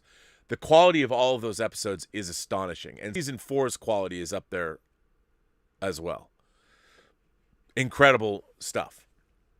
But for me, I think when they brought in Dorne was really underdeveloped, and I thought that the Dorne stuff could have been so much better than it was. And I think, maybe once, and also people started to get eliminated that you're following, and I do think like things. Like even the whole thing about Ramsay Bolton. Ramsay Bolton is now torturing Theon and Greyjoy, and it's like you're watching this and it goes on. I know I know what he's trying to do, but I'm like, to me, it's all of that torturing just becomes sort of redundant. It's not carrying the story forward to me that much. So there are things that worked and things that didn't work, but still it's top tier television. And when they get bogged down in Yunkai, that's where they're at now, is Yunkai, or maybe it's Marine where they get bogged down, right? But or was it the other way? I don't remember. But I think it was a slow process. I think for me it really started in season 5. Yeah, and as they lost, because they didn't know where they were going. I think that was the real problem is that the books would lay out this patchwork and all the characters and everything you knew, but once you didn't know, you're going out into the void, you can't plan. And so that was the big problem with the show. But I still really, really liked it all the way up to the end of season 7.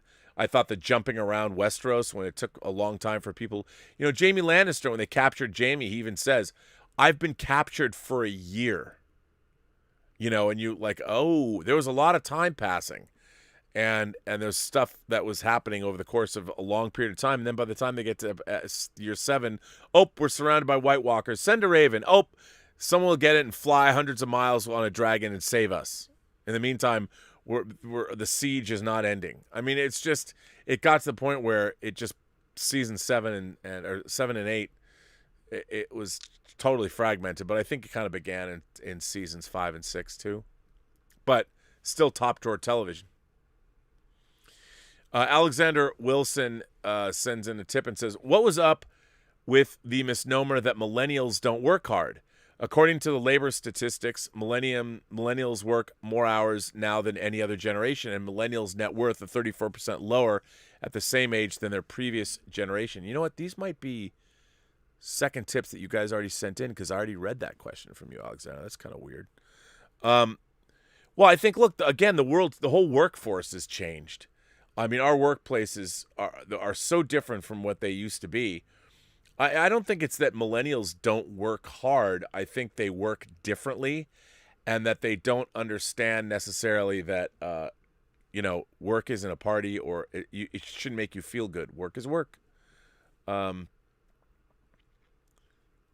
So, yeah, I mean, that's what I think. I mean, I don't know enough about millennials. Maybe it's Generation Z, but yeah, our economies have changed. Inflation, it used to be, my parents had no problem buying a house. I don't know if I'll ever own a house in my life at the rate, the kind of house I'd want. I mean, I'd have to live somewhere else or make a big project or something. I mean, the world's just different. And trying to compare and contrast how millennials are working as opposed to, say, Gen X, it's just a different world. It's a very different world. So, and their net worth is down because, there's income inequality. People get paid less or more, and the world is different. But yeah, I mean, it's definitely crazy out there. Michael Brown sends in a tip and says, Michael, thank you. Thanks to Michael Brown. I have an Xbox and a PlayStation 5. Michael Brown says, for me, filmmaking combines everything. That's the reason I've made cinema my life's work. In films, painting, and literature, theater and music come together. But a film is still a film. Kurosawa. Kojima sees the potential of gaming as the new frontier. He's right. Look, I think there's always going to be films, but I do think that we're at the end of the road in terms of, hey, we can tell whatever stories we want now. Does that mean I want to not watch movies anymore? No, I love movies. I love that kind of entertainment. I love it. I do. But it's still around. Literature is still around. Books are still around. Classical music is still around. They'll stick around. I think that but movies, video games, and especially virtual realities as they get more and more and more advanced, putting you as the protagonist, it's going to become the most addictive thing in the world. Already, young people love video games, as you know. Anybody who's played games, I mean, people that are older might not be into them, but I think most people now, most younger people, when I say younger people, call them 35 and younger. Most people have grown up with video games, and when you have a favorite video game, you get obsessed. You can play it for hours and hours and hours because you're the protagonist. It's happening to you. And if they can figure out narrative structure, VR structure, I mean, we're basically in the silent movie era. We're in like the same way that the 1800s were to movies. We are in the 1800s of virtual reality and gaming. And eventually, you're going to be able to create virtual worlds that are indistinguishable from the real world. If you want to live a movie, that's what's going to happen. That's where people are going to go. And that's going to replace traditional narratives are always going to be there because storytelling will always be there. But I think that they will cease to have, I think movie-going was the dominant art form of the 20th century. I think there's no doubt about it, that movies were that, for that very reason, what Kurosawa said. Movies combine everything. Cinema, films, painting, literature, theater, and music all come together. That's exactly right. Well, the next thing is with virtual reality, it's films, painting, literature, theater, music, and movies will come together with the extra added benefit of amazing technology and computer processing power. And it'll be the next thing. And that's fine. Matt Guillemette said, I would love for you to interview Ben Shapiro and Jordan Peterson about movies. It would be deep for sure. I'd have a conversation with both of those gentlemen. I think it'd be a lot of fun. I mean, Ben and I might butt heads too much politically, but he's a very keen thinker. But I would love Jordan Peterson. I think I could have a great conversation with. So, yeah. Alexander Wilson says, I don't even think, wait, hang on a second. You know what I'm going to do? Right now, I'm dropping a link into the live chat. Oop, it's live. There it goes, people. There's a link in the live chat. First come, first serve. There's two people, even if I don't know how it works. I've never been really on the receiving end of this, but I'm able to take two people at a time. I'm only going to bring on one person at a time.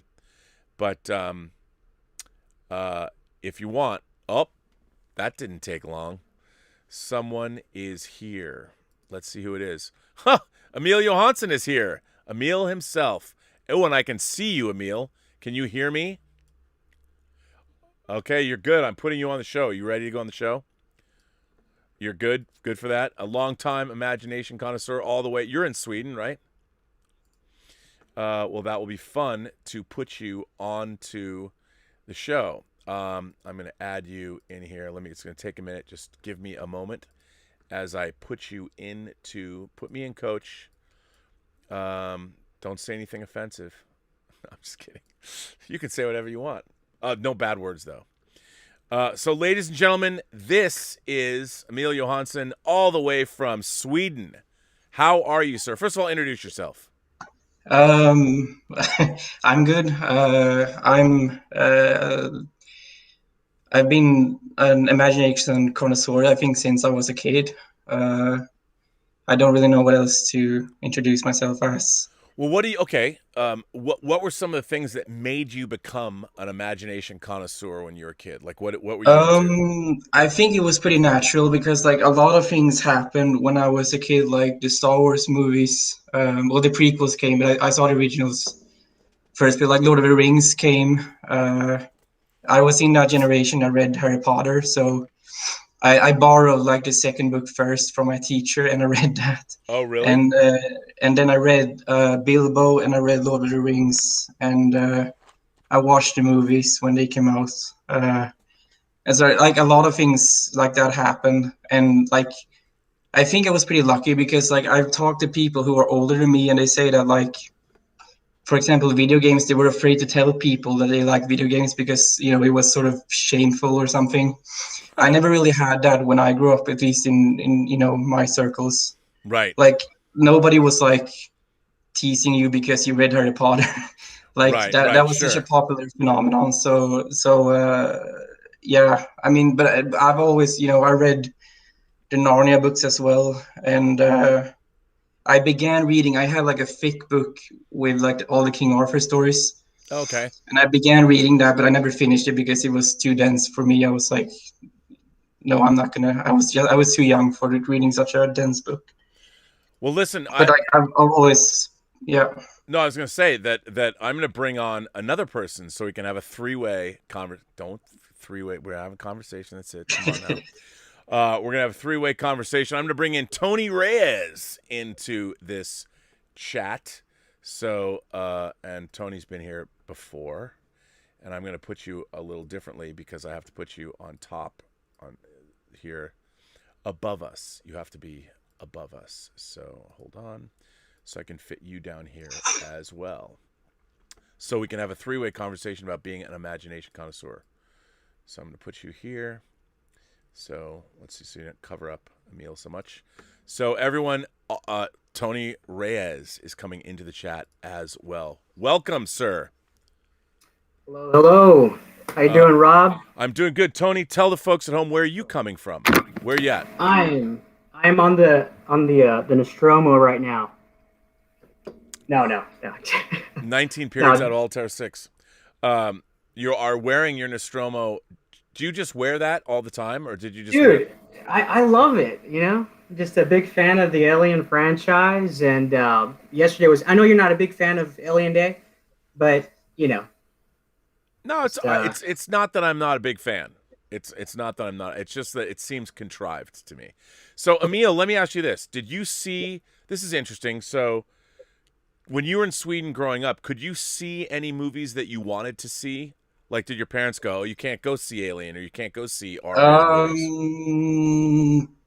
Pretty much. I mean, I didn't see that many like horror movies when I was a kid. I think that the scariest movie I saw was like Jurassic Park, like when Okay. I was like 6 or 7 years old, and I had some nightmares with dinosaurs or something. But But I think the first movie I saw in cinema was like, no, it wasn't. But the first one I saw alone with my friends were like Chamber of Secrets, because it was like we were 11 years old, and the age limit to enter that alone was 11 years old. But basically, I could see pretty much anything. My parents weren't really that strict. What about you, Tony? First of all, when did you discover that you were an imagination connoisseur, and what were some of the things what was your gateway drug, so to speak? Oh, man. Where do I begin, Rob? Okay. So, I remember. The beginning, it is a very delicate thing. I remember in my hands holding the Batman 1989 VHS tape.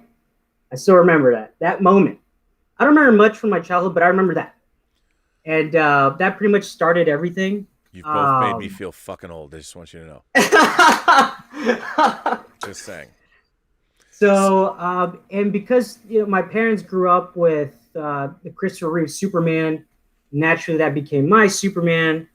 And my parents weren't Hence the picture on the wall. Yes, of course. And my parents weren't very strict. At least my dad wasn't, as far as what I watched. He took me to go see Braveheart when I was like 10. All You know, right. so Nice, which Dad. today, Little R-rated action for you.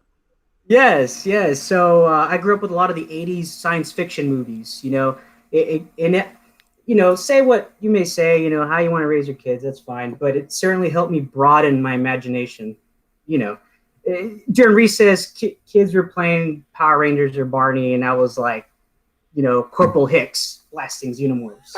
So Barney was the xenomorph. You should have been blasting with exactly, your pulse rifles, killing Barney. exactly.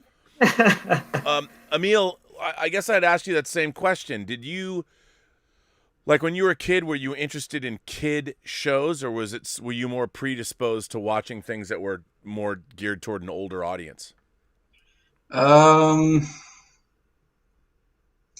I mean, I think I liked a lot of things that adults like too. Like I watched, my granddad was a fan of the Bond movies. Oh, So okay. whenever I was with visiting them, they would like have Doctor No and all the old ones playing. So I saw them when I was pretty young too, and I liked them, you know. And Yeah. I mean, I don't think I was particularly interested in only like Disney movies or Right. stuff like that. Well, that's good. So, as you guys got older, let me ask you this. You like Mm. movies, but did you also read and did you listen to music, and was it all, because for me it was kind of all of that. It all fed into the music, the movies, the TV shows, the books. It was all like when a new Stephen King book would came out, it was just as big as a movie release for me. Was that not the same for you, or and Um, you guys had well, video obviously games the and Harry everything. Potter books were a big deal. Like I remember I started getting the English versions and reading them first. I didn't understand everything, but I read them because they were earlier released than the Swedish versions, and I wanted to know what was going on. So I was Mm, like, but also video games grew a lot when I grew up. Like yeah. I began with like the Nintendo 64, and then came PlayStation and PlayStation 2 and Xbox and everything. And I sort of I went through that evolution as well. I collected a lot of game magazines, and I played a lot of that. And so it wasn't just like I was focused on one single thing. Yeah, yeah. Like it was pretty broad. Yeah, I mean, what about you, Tony? I mean, the video games to me, that was the one thing they kind of, when I was a kid, I loved video games, but they were so primitive. You know, having an Atari 2600 and then an Intellivision and then ColecoVision and things like that. And there were some things that were great, but most, even computer games that weren't console games were still very primitive. And they started to get more and more engrossing, but by the time you get into the 90s, and especially with like I think an N64 was the first console system that I had, and I bought it specifically to play Shadows of the Empire because I love the opening, the taking down the walkers, and I love the physics of it. And then I was like, oh, okay, this is cool. And then they just got more and more and more sophisticated. So for the last 25 years, that's a huge difference from something that I had, because I'm older than you guys, but we didn't have that kind. And now gaming to me is, I think, for younger people as valid as an entertainment as movies or as anything else. So Tony, did you was video games, were they also dominant in your childhood? Well, later in life, I would say probably maybe in high school, instead high school, you know, like 16, 17. Yep. And, you know, video games are awesome. I love video games. I mean, right before this, I mean, during your show, I play video games and just have you in the background, you know, and talking. It's What? fun. Well, you know, well, and what growing up, I played outside a lot, man. You know, Yeah, I was always me too. outside. So, but yeah, I enjoy video games, man. Some Star Wars games, you know, Alien Isolation. I love that game. I don't know if you had a chance to play that, Yeah, it's a but great game.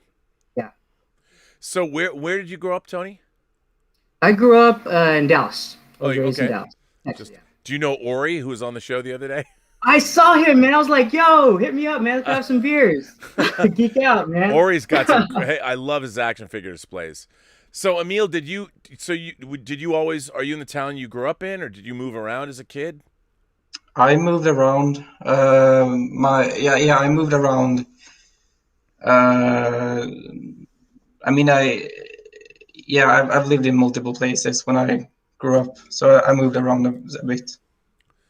Do you think that affected, were you able to, because you moved around, did you still have lots of friends, or did you sort of read more, or? I mean, it's funny. I tried to sort of have contact with some of the people I knew at school when I switched from one school to another in another city. And like Facebook did not exist at that point. So we had like actual letters that we wrote to each other, like pen and paper. Wow. Like, 'cause I didn't have internet when I grew up at first. So Yeah. I didn't either. it's kind of funny how things change. I got internet when you did. Yeah. Yeah. Well, listen, Alexander Wilson sends in a question that I think is really, he makes a statement that's pretty good. He says, we're talking about Game of Thrones. Alexander Wilson says, I don't even think George R.R. Martin knows where to go. His last Game of Thrones book came out in 2011. It's 2021. Like, half the characters in the book are still in Marine. Like, can we move on, please? Do you guys think George R.R. Martin will ever finish the Game of Thrones books? No, I don't think so. I think that because he came out with like that 400-page book of like the history of the Targaryens or something, and now he's working with HBO on like the TV shows. I don't think he's ever going to finish that. What do you think, Tony?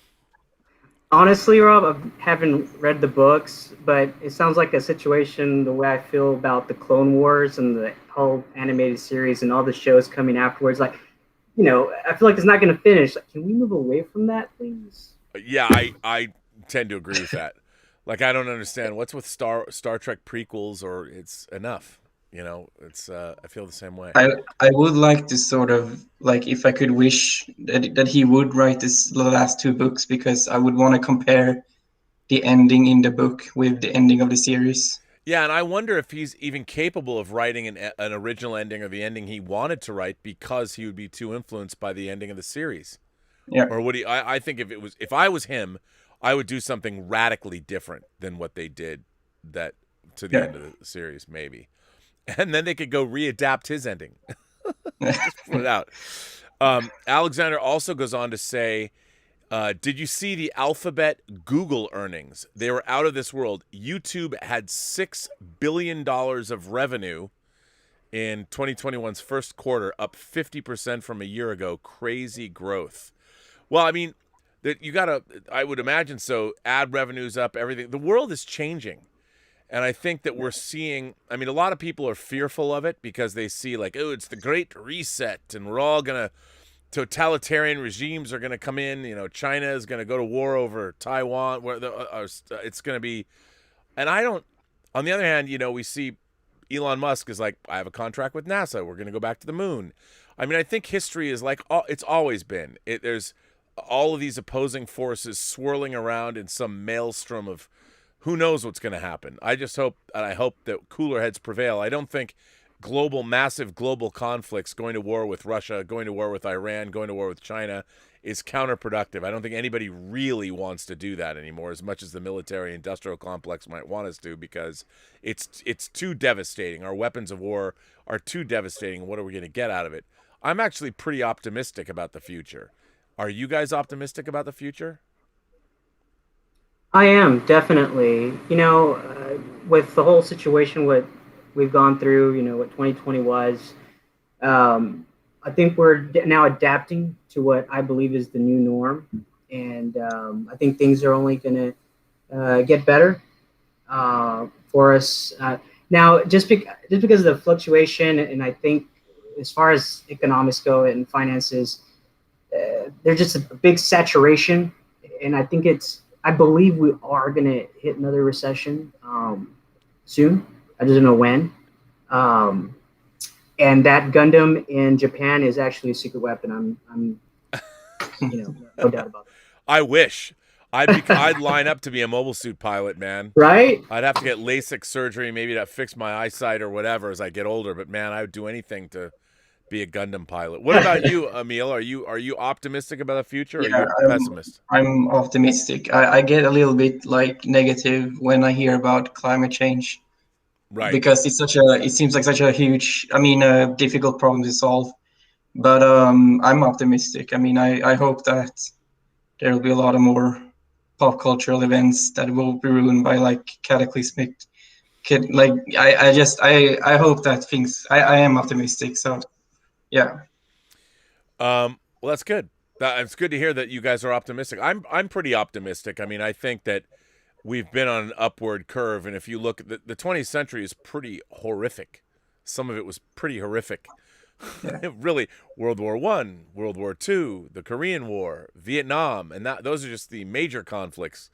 All the other things that happened, the Tutsi and the Hutu slaughtering each other, or one side slaughter. We're a bad bunch, but for all the bad shit we do, it's always offset, and I think hopefully we can have, if one thing, maybe an event like this where we all have to lock down, and God forbid, let's hope poor India is suffering the way no country has suffered during this whole pandemic. But, again, people are their own worst enemy, and that population, a lot of it is in poverty, and they don't have the luxury of being able to shelter at home and not go out and do things.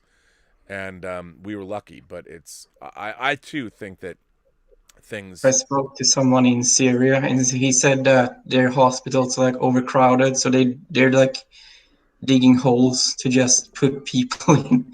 Yeah. It's pretty terrible. No, it's terrible. But like I think that it's pretty cool that we actually have vaccines, that people actually manage to create vaccines. Like, so I think that things are gonna get better. Well, they're certainly getting better in the United States. I mean, they're getting rapidly better in California because most of our adult population is getting vaccinated. I mean, I know a lot of people who keep talking about, is it experimental? Yes, it is.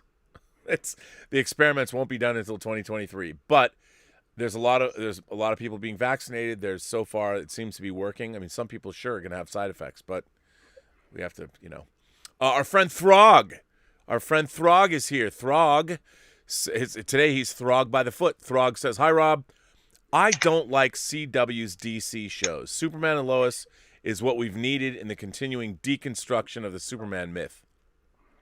Who would have thought that the Big Blue Boy Scout having teenagers struggling to be a great parent would be interesting TV?" Well, Throg, I think it is interesting TV because it's taking the character in a new place, and it seems to be, for the most part, fingers crossed it doesn't go off a cliff, but at least it's been pretty interesting so far. And I think the idea of Superman having kids is a natural progression. I mean, why not? We saw even in Superman Returns, they were setting that table. And they didn't go anywhere with it, but I think it's kind of neat. Have you guys watched Superman and Lois? Either of you? I love it. It's good, right? I haven't watched it, but it looks interesting, and I actually kind of like the idea of the like powerful being a Superman having to struggle with a more human sort of problem. Yeah, I think you're absolutely right. I mean, being a parent, like, okay, Superman doesn't help him be a better parent. His superpowers aren't going to help him. Yeah. And I love that. That's how you tell a good Superman story that hasn't been done before, but it doesn't seem like you're doing something, you're setting up an insincere situation. You're not just throwing these things to create drama. It's dramas coming out of a real situation. Yeah. So what are you guys looking forward to for the rest of the year? Are you looking forward to Dune, the new Bond movie, Fast and Furious 9?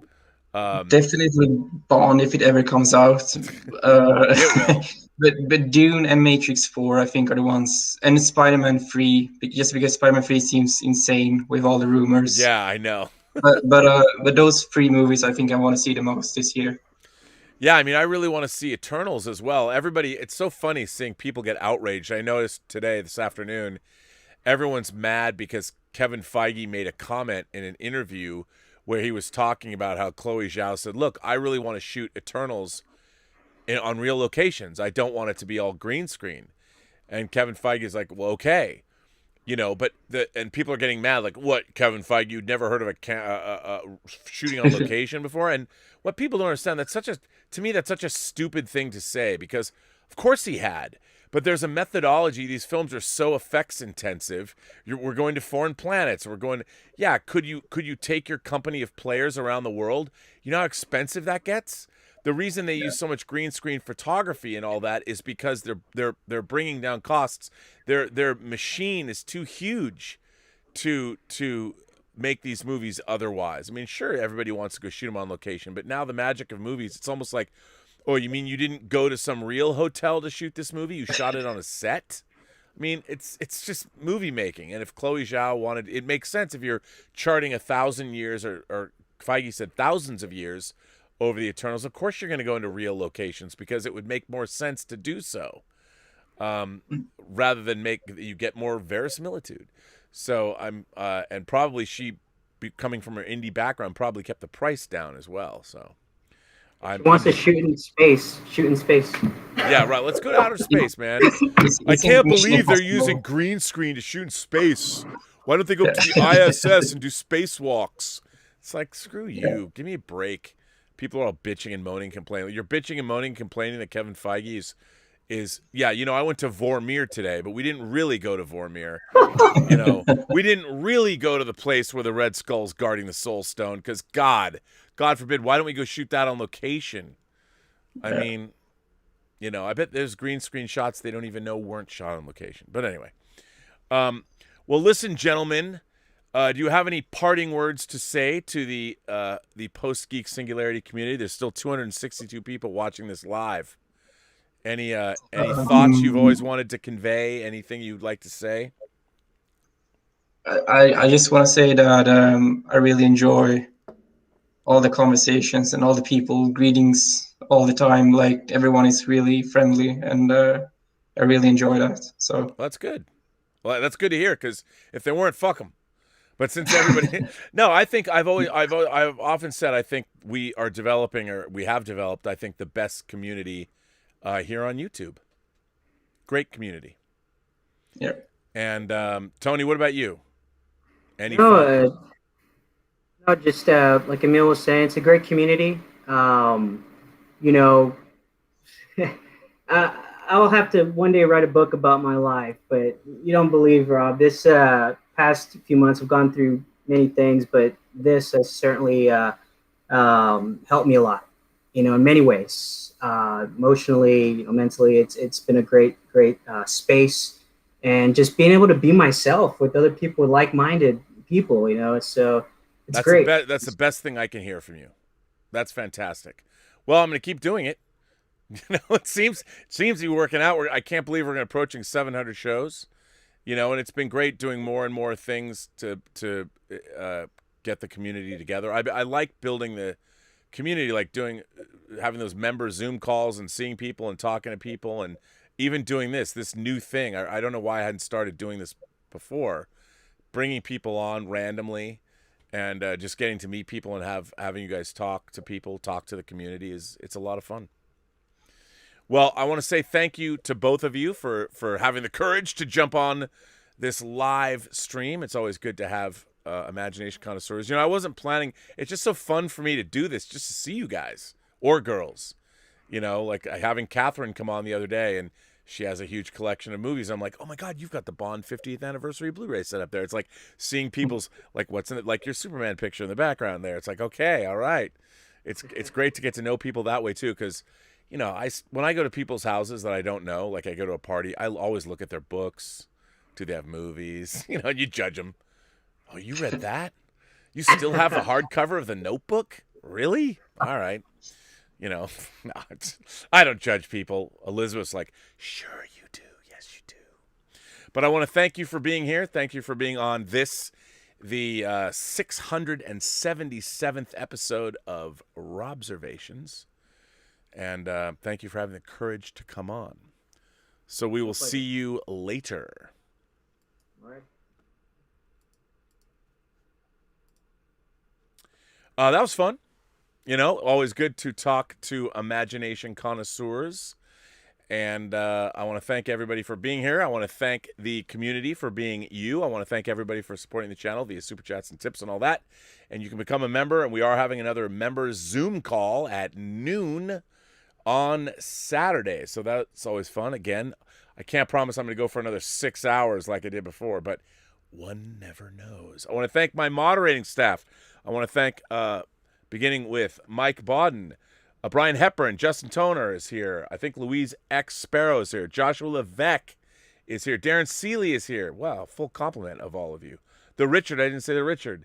I think I got everyone. I want to thank my moderating staff for wielding those blue wrenches the way Jedis wield lightsabers. So thank you for that.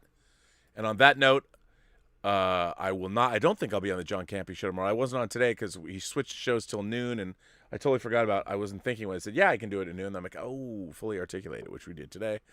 But so that'll be good. And tomorrow, of course, is a Thursday. It's all going to be awesome. And thank you for indulging me talking about the cold equations. And I did put the short story at the top of the chat. You should read it. It's not that long. Interesting. But thanks for indulging me. And with that, all that said, remember, every person you meet has a story to tell that you have yet to hear. And all you have to do is listen. And with that, I say to all of you, have a better day. And I do mean that. See you tomorrow.